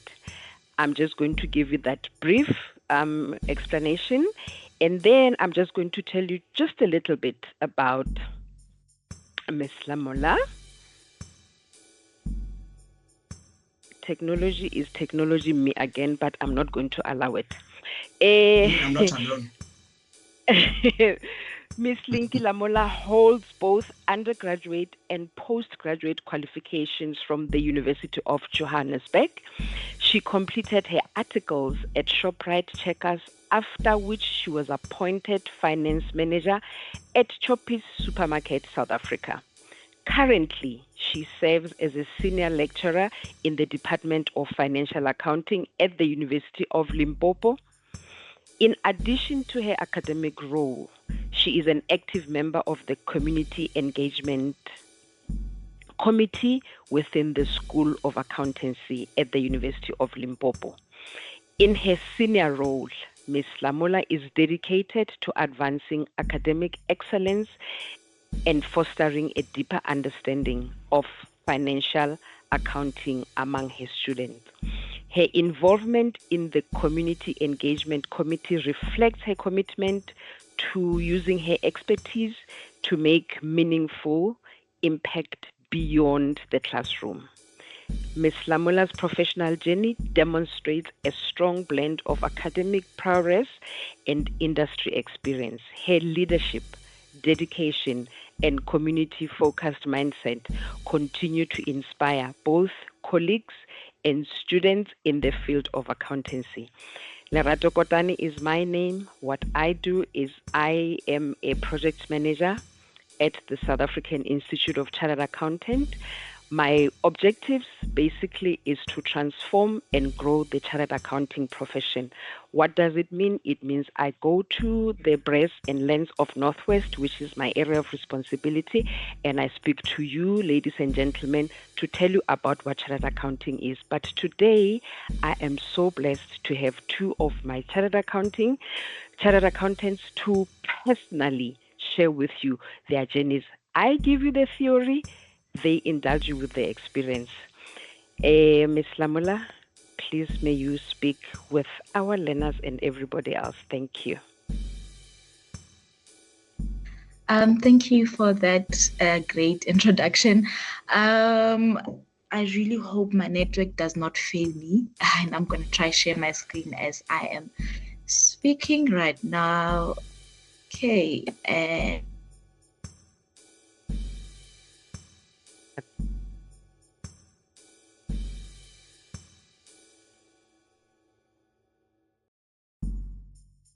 we can see your screen, Ms. Lamola.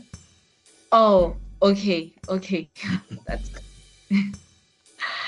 right. Okay, let me start. What is a CA, ladies and gentlemen? A chartered accountant. Let me start by explaining the first part, the chartered part, right? It is when we are referring to an expert who has gained some specific level of skill or competency, and overall that person has been formally given credentials by the relevant professional organization. In our case, it will be SAICA.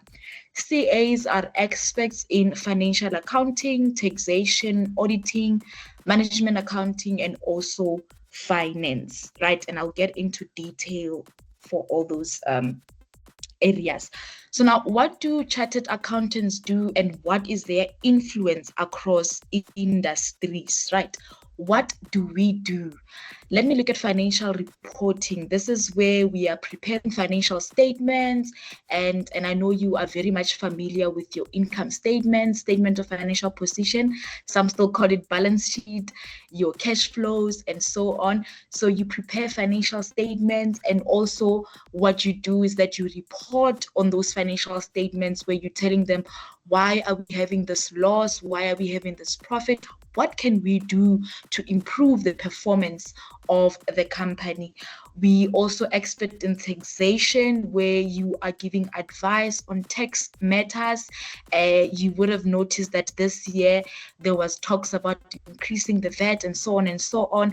And then you get to also chip in terms of giving an understanding of how can that also impact your company and so on. You do your calculations for the amount of tax that needs to be paid by the company. Auditing, you deal with internal controls to make sure that no one is stealing money, and to make sure that if you are in retail, to make sure that your stock is in correctly, and so on and so on. Management accounting, that's costing also, and finance, where you are dealing with, and I'm just giving examples here and there, where you are looking at, some of the examples would be whether you want to lease an item or whether you should buy it, meaning that we just pay monthly for this item, or should we really just buy the entire item, right? So the roles that we have across industries, and I've put a very nice gentleman there that's having questions. And I said, I want you to think of any industry in your mind, and whatever industry that you can think about right now, I can bet good money to say that a CA can actually go and work in that industry, from social media to the taxi industry, to retail, to working in government, to working in so many industries. Your role, and you as a CA, you can go and work there. We even have CAs that are presenters, where they go and talk about the financial health of companies and so on on a daily basis. We've got CAs that are working in government, where they are preparing financial statements for the state-owned entities. I'm talking about your ESCOMs, I'm talking about your municipalities, and so on and so on. You've got CAs that are working at ShopRite, like myself. I do my articles at ShopRite, where we are preparing financial statements there, and so on and so on. So basically, the world is just yours when you are a CA. You can work everywhere and anywhere. You can work in the bank, you can work in academia, where I am at right now. I'm a CA, but I'm lecturing financial accounting. You can lecture taxation, auditing, and so on and so on. So that's basically our role and our influence across all the industries. We fit in everywhere. If you love soccer, if you like multi-choice, so on and so on, trust me, you will fit in, right? Global demand for accounting skills, ladies and gentlemen. It will be so wrong of me not to share with you guys that the CASA is back at #1 globally. Ladies and gentlemen, our designation was found to be the most trusted CA designation, and SAICA was very much happy about that. We were also very much happy as members of SAICA. So, ladies and gentlemen, globally, when you are a CA, specifically a CA that is registered with SAICA, ladies and gentlemen, you are sought after because we are recognized as one of the most trustworthy, basically, right? So when you are registered with SAICA, when you go to all the other countries there, they'll be like, oh, you're a CASA, wonderful, we love you. So I needed to talk about this. This is big for us, right? The global demand in accounting skills. And this is my second last slide. Wait, I'm still talking about the global demand for accounting skills. Ladies and gentlemen, accountants are still needed. And I know a lot of students and a lot of young professionals are like, but AI is taking over, technology is taking over. Do we still even need accountants? Ladies and gentlemen, I can tell you for a fact, we still need accountants. What we need from accountants now is that you must be in a position where you are not rigid. You must be able to move with the times. I can tell you back then, accountants used to record their journals and their journals on these big books, right? But now we've got accounting softwares, right, that we are using. So you need to be able to be proficient. You need to be proficient in accounting softwares. We need you to have the skill of data analysis. Compliance is also a big thing. Cybersecurity awareness, cloud accounting knowledge. So these are some of the skills that you also need as an accountant. So we are saying that as a chartered accountant, you are still needed, but you also need to be aware of the movement or aware of the fact that we now have AI and we now have all these wonderful things that we are using in corporate, right? So please, just when you get into corporate, you must also not feel threatened by AI and all of those things, but you must work with those things, and we make sure that we still produce quality financial statements. Ladies and gentlemen, I really hope I've made it on time, my 15 minutes, and that's the end of my presentation. Thank you so much, Ms. Lamola. That was sweet, short, and to the point. And ladies and gentlemen, if there's anything we've heard, we've understood that there are accountants and there are chartered accountants. And if you want to roll with the number one in the world, you know where to go. And Ms. Lamola has told us about the world being our oyster. It means it talks to what you like. The previous speaker said, go for what you are good at, the money will follow you. Thank you so much, Ms. Lamola. That was very valuable. I am still going on the breath that Ms. Gumede said we will take questions afterwards. Please allow me to introduce our next speaker. Our next speaker is Mr. Ongeziwe Nyenjana. I hope I have said it correctly. Mr. Ongeziwe will be telling us about the path to becoming chartered accountant. So who is Mr. Ongeziwe? Mr. Ongeziwe is a qualified CASA. He is also a registered auditor with ERBA, the Independent Regulatory Body of Auditors. He is a trailblazer in the world of audit and one of the young partners. What does he hold? He holds MBA from Regent Business Schools. Can you guys hear me? I'm hearing feedback. Yes, we can. Yes, we can hear you. Okay. Sorry, I was getting feedback. Sorry about that. I was on the point of a MBA that he holds from the Regent Business School. He also holds African Character Development Certificate from Henley Business School. Over and above that, he is a co-founder and partner of Kuyasa Registered Auditors Inc., Kuyasa Advisory Services, and Gear Up for Thuthuka Difference Maker. He has a passion for mentoring and coaching, learning, development, and training. Mr. Ongeziwe, please take it away.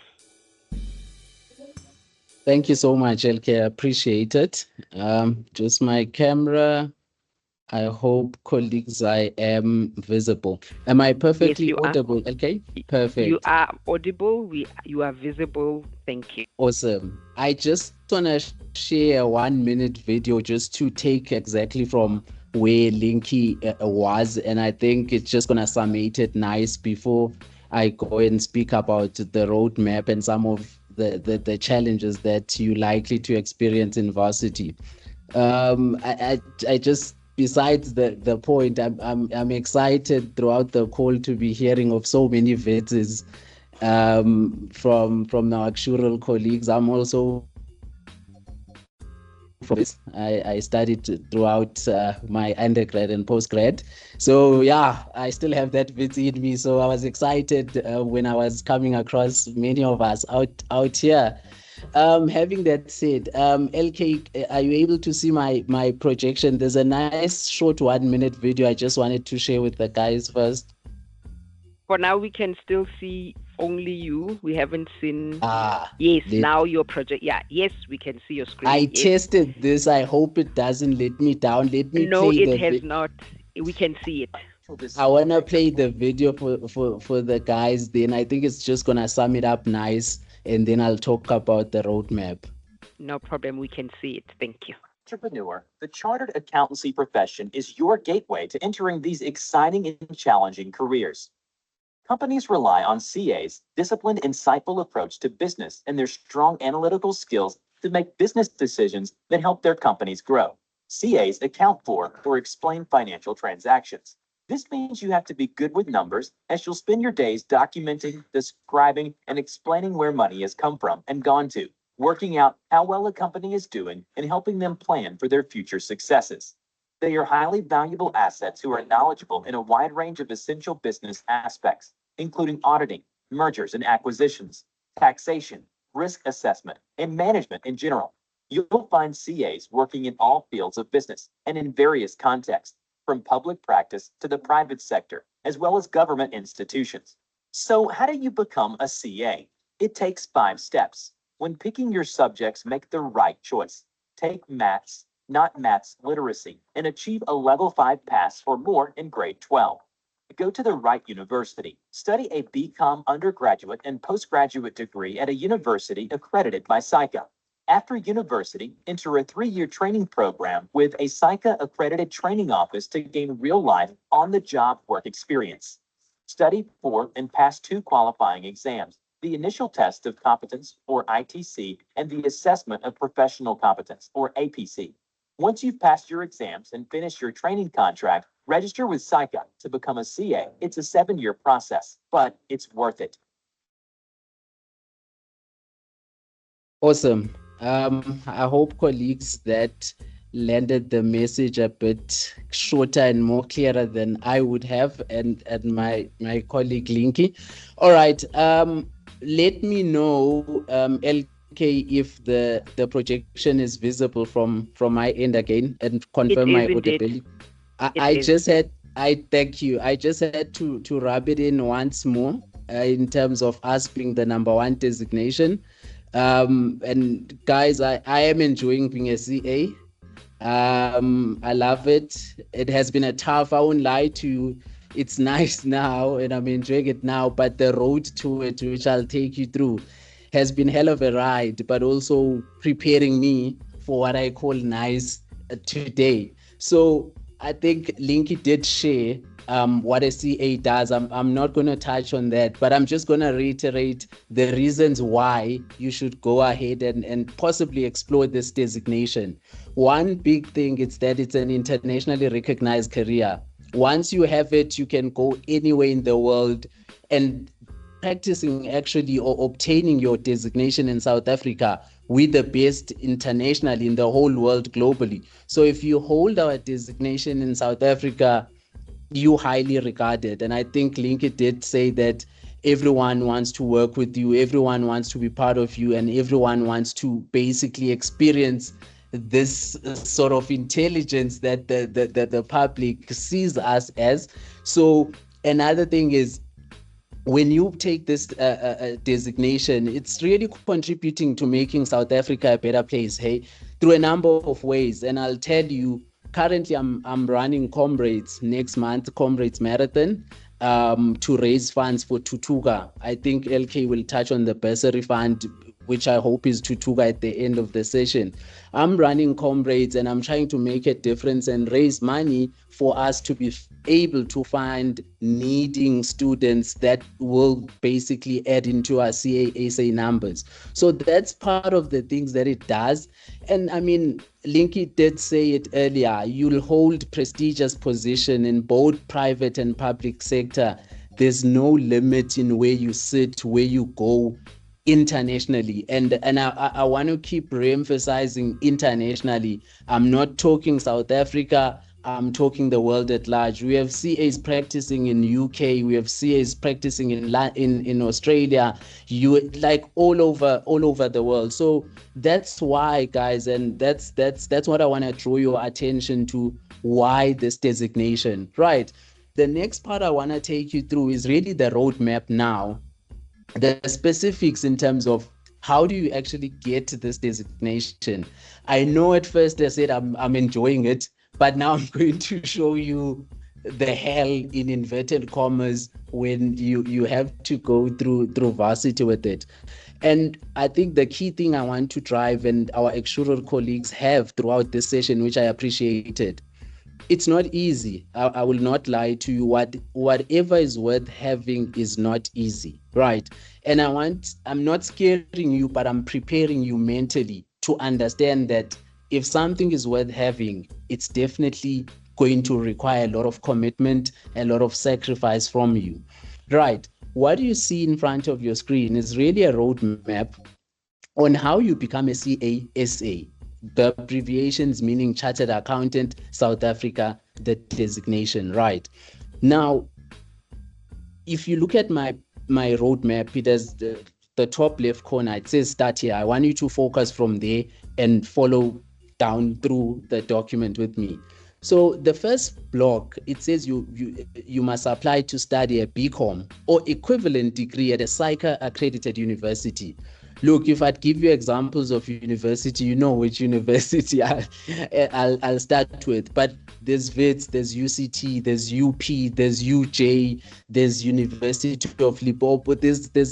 We have so many institutions that offer the BCom and an equivalent degree, which I urge you to go research and basically choose which one would suit you. Another key consideration once you've chosen the varsity is to say, am I going to be studying full-time or part-time? Now, let me tell you, my advice is that first attempt it full-time. It's very demanding.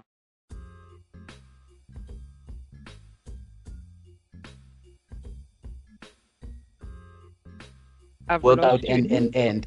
But I can hear you, LK. Am I back? Yeah, you're back now. Perfect. And my projection still. Yes, both of you are back. Perfect, thank you. So guys, I was saying that follow it full time, give it your best shot. Don't entertain part-time as yet in your beginning phases, right? Once you go the full-time route, right, you will go into a varsity and study a SAICA a SAICA accredited postgraduate program, right? Ideally, this is 3 years. And if you pass it within 3 years, you then be eligible to go into your 4th year, right? Where you do what we call a PGDA, a postgraduate diploma in accounting, or you specialize in a field and you do an honors. That's how it was at VETS, and I assume it is across the board. So just before we get back to the diagram, think about it as a 7-year journey. 7 years journey after you leave varsity. Why I'm saying 7 years, I'll break it down for you. 3 years, you're starting towards a BCom or equivalent degree, right? Another 1 year is where you're doing what we call a postgraduate diploma or an honors, right? That makes it 4. Once you pass those 4, you then now going into what we call a 3-year articles contract, right? Now, this 3-year articles contract, it's registered with SAICA. There's certain competencies you need to meet. And the firm that you'll be working at, it's either the Big Four, the Big Four, your Deloittes, your KPMGs, your PwCs. That's where you'll do your 3 years article contracts. There's a whole lot of other firms that offer articles. Outside of those firms, you could go into banking, your Investec, your RMBs. They also offer our 3-year articles contracts. Now, that makes it, so I said 3 years undergrad degree, 1 year postgrad, which makes it 4 plus 3 now internship, in inverted commas, that you're doing, which brings you or lands you to the 7. So set out 7 years of your life working to be called a CASA, or for your name to have the 4 letters CASA next to you. Right. Now, if you go back, for me, I just needed to give you that high level view. If you go back for me to the presentation, I want you to understand that I did say it can be a 3-year articles where you do on the job. When we say articles, guys, I mean you do on the job learning. You work, you wake up like everyone, you go audit, you get assessed on certain competencies that will be shared with you when you undergo that training, right? So some guys in practice, it's not 3 years. Some people take a 5-year program, right? And this is when you are starting part-time. And that's the big orange block. And can you see why at first I was saying, don't go part-time yet? Because if you go part-time, you run that risk of having that extension of 2 years to your original 3, which makes your articles 5, and eventually your journey to become a CA 9 years. Right. Now, there's 2 exams that you need to pass, and I think the video did share. There's 2 exams. We call it the ITC, exam 1. Exam 2 is called the APC. And I think Link is in the academia space. He'll remind me the abbreviations if I get them wrong. I think ITC is initial test of competence. APC is assessment of professional competence, right? So you have to write and pass those 2 exams in order for you to be eligible. And you need to finish and complete, or rather get signed off in your articles. So now ITC, or initial test of competence exam, that's written immediately after you pass your 4th year, which is either your postgraduate diploma or your honors. Immediately when you pass it in November, December, January, you're sitting for the ITC exam. Then you go away, you pass, you go away, you do your 3 years training. 18 months into your 3 years training, boom, the APC comes. You have to now sit and write the assessment of professional competence exam. This is exam number 2. You pass it, you come back the next year, you finish off your 3rd year of your articles, and the following year you then see people saying, I'm eligible to register as a chartered accountant South Africa. That's the journey. One area before I close that up, I want to draw attention to. If you, we were talking about people getting 90s and 80s when we are talking about the actuarial side. If you that kind of student, right, you do have an option of actually going into a varsity in your 1st year after you've passed your postgraduate diploma. You have an option of actually starting your internship or articles training at a varsity where you become an academic trainee. I think you've seen academic trainee, well, not seen, sorry, I'm assuming university, my apologies. You will see when you go into a varsity people called ATs, academic trainees. Those guys would have completed their 4 years and they're in their 1st year of their actual practical work. So that's the roadmap you will basically be part of if you decide and choose to go through the CASA route. All of this information that I'm presenting, it is available on our SAICA website. I'll also post the link in the chat where you're going to get so much more around the designation. And like I think Dinesh said earlier, that you happy for you to engage us even after this engagement to find out more. One other thing that I was tasked with colleagues is just taking you through what are the admission requirements for admission into varsity.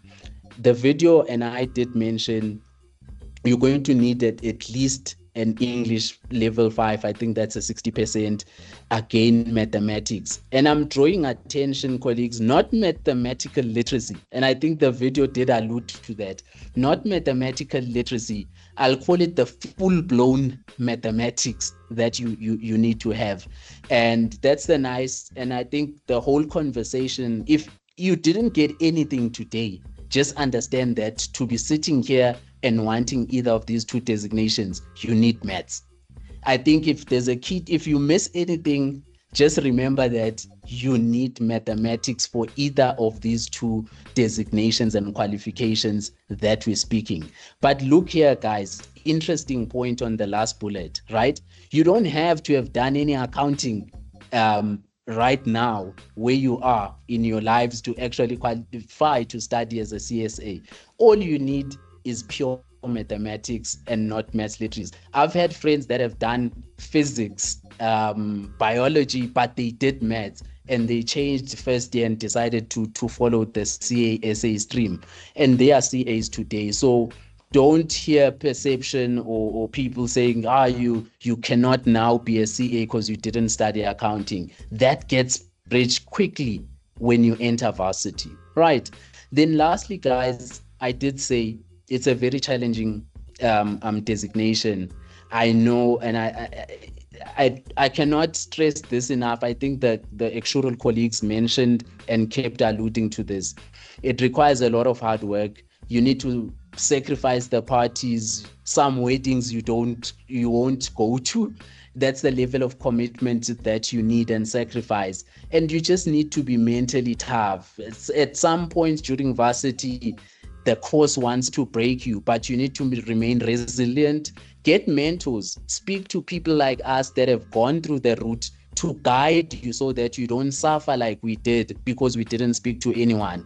But I'll leave you with this. It's a worthy designation to have.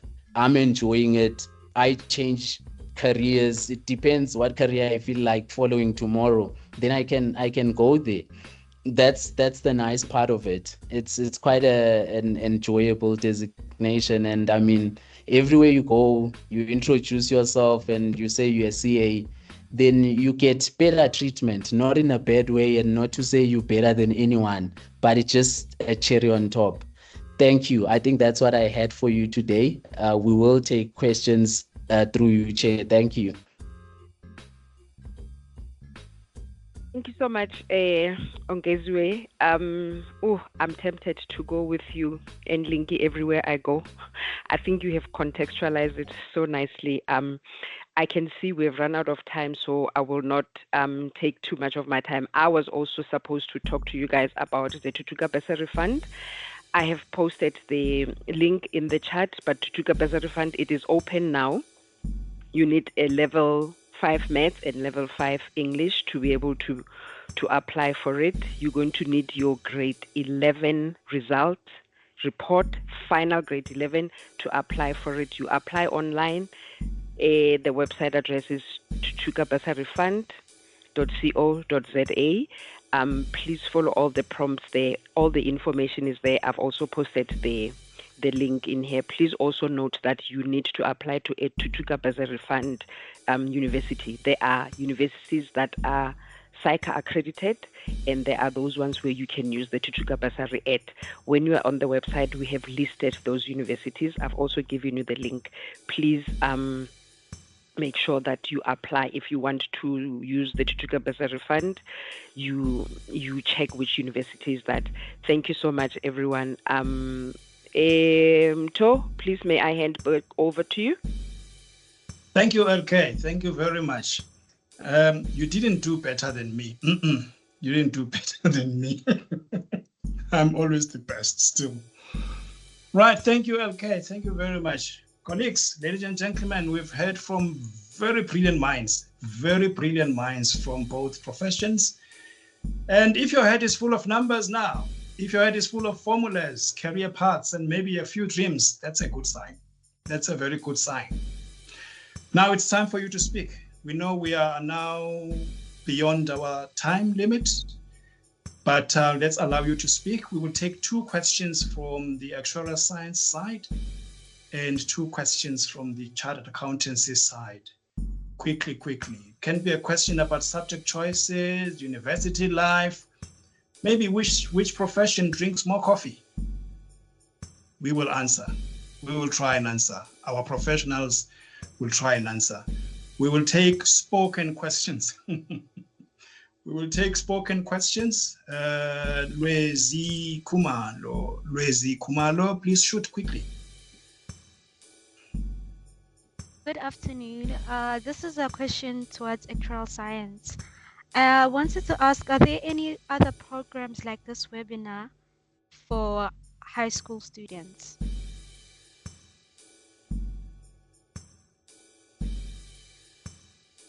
Sorry, I wasn't listening. Are there any other programs? Can you repeat the question? I was asking if there are any other programs like this webinar for high school students. Oh, yes. My colleague, Mrs. Lehobo, is trying to respond to that one. Mrs. Lehobo, please help me.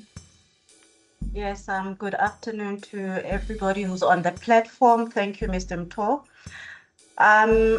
Lwezi, there are other programs. So each and every university that will be offering the actuarial science program will have their own tailor-made marketing program that they run with throughout the year. So I'll speak for the University of Pretoria. We've already had our own open day for the Faculty of Natural and Agricultural Sciences. And this is where you can get to meet up with the actual lecturers face-to-face, ask questions, and those who are already in the industry. There is an upcoming No UP Day that you can also come and meet with the students who are already in the program as well as the lecturers.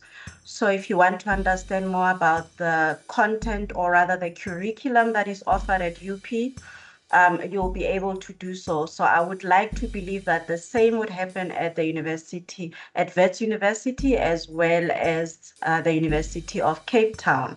So do visit various universities that do offer the actuarial science program and acquaint yourself with what opportunities are there for information finding. Thank you. Sorry, can I pop in? I know that these things are usually for grade 12 students, and I am currently in grade 10. So should I wait, or are they available for grade 10 students? All right. So also to chip in, at the University of Pretoria, you should look out for something called Junior Techie. They would be able to tell you exactly when camps and such information sessions take place from as early on as grade 10. You are more than happy to get my contact details from Mr. Ntogozisi, so we may be able to connect you to those platforms.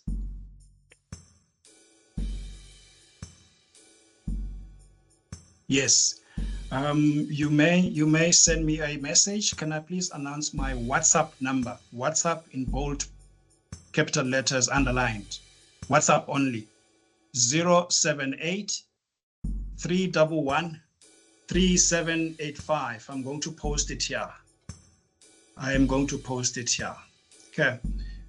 Right. Any other question? There's Tabiso Mapala, and then we will move on. We will switch on to chartered accountants questions, chartered accounting related questions. Mapalala. Please. Can I kindly ask for the requirement actual science bursary? So I'm a commerce learner who doesn't do physics, so am I eligible for the bursary? Mr. Mapalala, I have responded to your question posted onto the chat box. Please have a look. Yes, you are eligible to apply. Because you're not doing physical sciences, you can go to UCT. They don't require physical sciences. For vets, you do require physical sciences. Okay. If I want to go to UP, even UP doesn't want physics, so am I eligible? Mr. Mapalala, can I answer to that? Number one, do make sure that you meet the requirements. Remember, it's not necessarily just about the maths and science. You also need to make sure of your APS And with regards to UP, there's also a ranking that is in place. That's the second option you should take into consideration. And thirdly, like what my colleagues from VET had earlier on alluded, do make sure that you make your application as early on in the application year or period as possible, because by the time it's May, like right now, you would find that we are oversubscribed with applications. So the chances of you being admitted become even more slimmer because there's a long waiting list. So if at all you are perhaps in grade 11, make sure that you are ready for in grade 12 should you wish to make an application. Thank you, Mrs. Lehobo. Thank you, Mrs. Lehobo, for that. Can we hear a question relating to chartered accountancy? Guys, please ask questions. We've got professionals here. Am I missing someone out? I'm not seeing any hand. Tabi Soma Palala. Again. Tabi Soma Palala. Okay. Should put it must be CA related.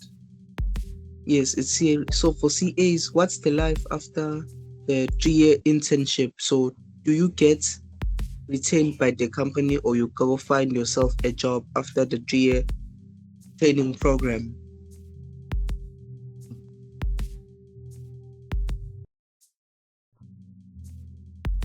CAs? Okay. Mr. Lamola. Thank you, Chair. After you're done with your article. Sorry, Ms. Lamola, sorry, my apologies. That's correct. There's a lot of misters here. Late in the day. So after you're done with your articles, yes, you can be retained by the company. A lot of the trainees do get retained by the companies, but you're also more than welcome to go and apply for other jobs outside the company that you did your articles in. So to answer, it's not like 100% you're sure you will be retained, but there is a high chance of you being retained by the company that you did your articles with.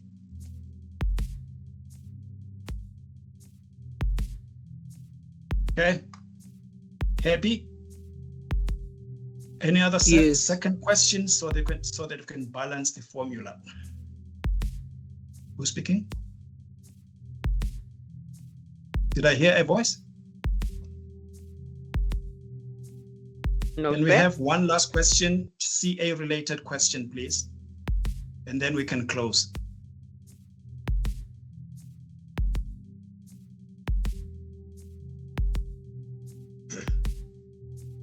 Mr. This is myself. I see Loezi Kumalo has a question to Mr. Maroba. So I'm wondering if that was ever answered. Loezi, would you like to come in? Yes, please. So can I ask my question? Yes, go ahead.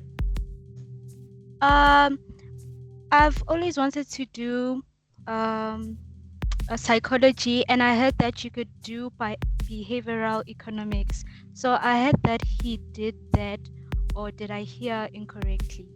And I wanted to ask, can you do that after studying for or doing actuarial science? Hello. Yes. So I did a short course in behavioral science. And in the team I work in, actually, one of the ladies has just finished. She's an actuary. She's just finished her PhD in behavioral science. I wouldn't advise you to start like a psychology degree and do a full psychology degree on top of actuarial, because you would be going quite in depth. If you just want to do finance, but kind of top up with an understanding of how consumers behave, then you can do like a 1-year course or 6-month course in behavioral science. That's how people do these things now. You do your base degree and then you find out which other skills you want to add, and then you do short courses in that field. However, if you feel you really love psychology, then I would say pursue it completely. So you kind of have to choose which one you want to pursue. If you still want actuarial, pursue it, and then you can do a short behavioral science course on top. But if you, the other alternative is to simply, if it's your passion, to kind of go full on for psychology. Does that answer your question? Oh, yes, it does. Thank you. Good. Good. Right. Conscious of time, I would like to keep it here. Sorry, Tabiso, we cannot proceed any further. Because some people still need to drive. Why am I stuttering? Okay, it's already late in the day. Yeah, some people still need to drive, and I think let's keep it here. Right. Thank you, colleagues. Thank you, ladies and gentlemen. Now, as we prepare to close the session, it's only fitting that we wrap up the session with a star. And someone who didn't have to calculate risk and balance ledgers to show that saying thank you is always a good investment is Mrs. Lehobo. Please help me welcome Mrs. Lehobo, who will give us the vote of thanks just to appreciate your attendance, your input, your participation. Mrs. Lehobo. Good afternoon, everyone. Once more again, to the chairperson, Mr. Mthokozisi, thank you so much. I almost just said Mr. Mtho because I realized that our CA colleagues who are on the platform tend to use abbreviations quite a lot. So since they are our Siamese twins, perhaps we should follow suit. So Mr. Mtho, thank you so much on that note. I'm not sure if maybe I should have my video on so everyone could be able to see who's behind the video. All right, so everyone, thank you so much. A special thank you to our speakers. You did a stellar job. I've been sitting here and I've been so inspired myself, you know, to be part of this journey. And I'm sure that our students were sitting on the edges of their seats because each and every single one of our speakers had a very interesting story as well as an insightful story to share. A special thank you to Mr. Maroba. I'm not sure if he's still on the platform. Has he come back, Mr. Mtho? Yes, he is back. He's back. A special thank you for your dedication, sir. You know, your dedication to the profession, to our student, it's really humbling. And thank you so much for making time out of your busy schedule to come and share your insights and to really share yourself with us. I mean, you shared a bit of your story and the challenges that you have faced for you to even be here today. And I'm sure that there were a number of our students who could relate to you as a person. Thank you so much, sir, for making time for us today. To Mr. Smith in absentia, has he also left? As well Mr. as Smith, yes, he has dialed out, unfortunately. All right, as well as Mr. Govender. I thoroughly enjoyed his presentation. Miss Lamola, so I'm not sure, Miss Lamola, should I say Miss Lamola or LL?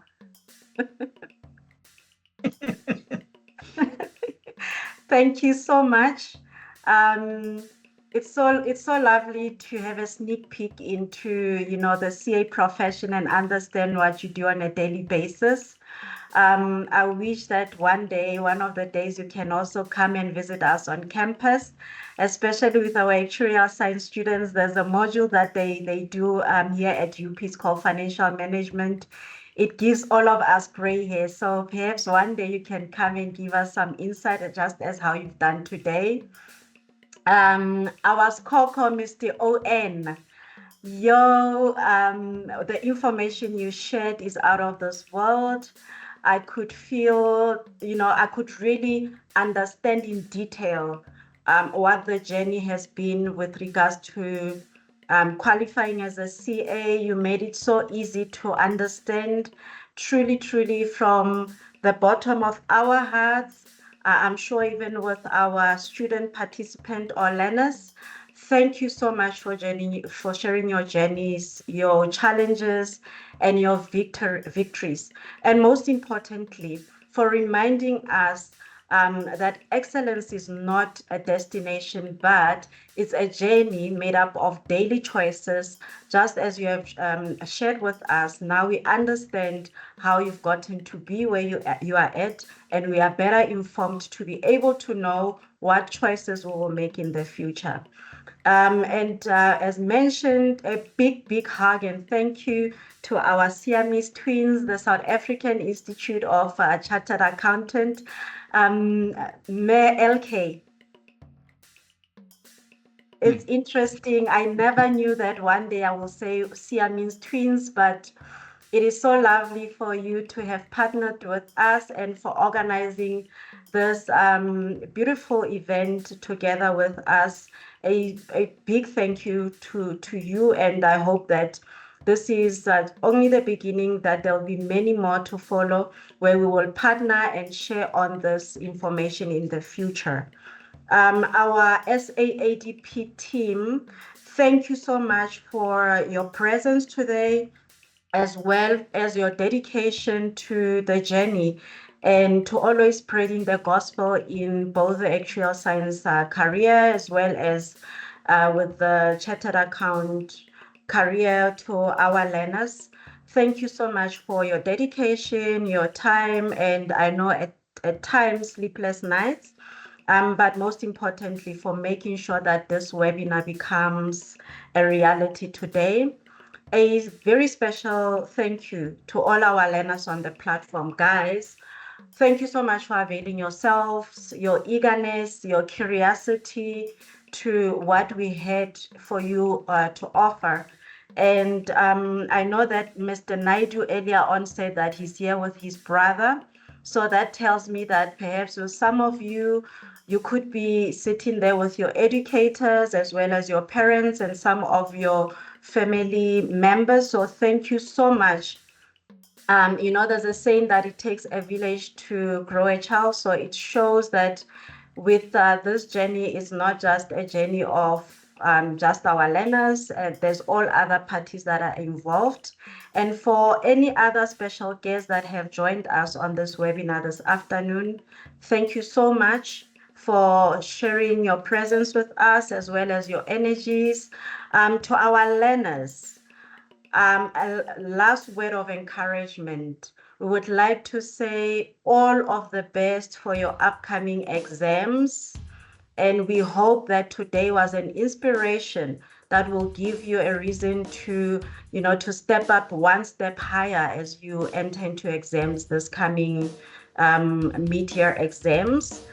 We also wish you all the best if there's any grade 11 learners on the platform for your upcoming final end of the year results. Do know that there's many possibilities in the future. And we've got the best interest at heart for your success and your future endeavors. We hope at universities, my colleagues who are here, Mr. Mkize, Ms. Carmelita, that we would very soon meet you in person and see your faces. Just know that we love you so much. So for everybody who really took their time, it really shows that you are dedicated to education and the improvement of our learners as well as our nation. So a special thank you. And just in closing, I would like to reiterate that the careers in actuarial science as well as chartered accountancy open up many doors.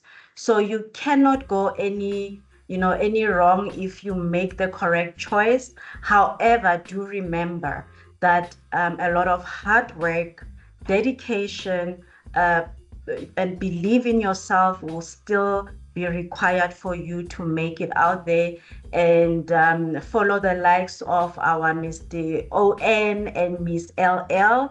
I really do hope that this was beneficial for you and that we will soon see you on our campuses as well as in our lecture halls. A special thank you to everybody. Have a great day further. Over. Thank you. Thank you. Thank you so much, Mrs. Lehobo. Thank you very much for those heartfelt words. And now, colleagues, ladies and gentlemen, all good things must come to an end.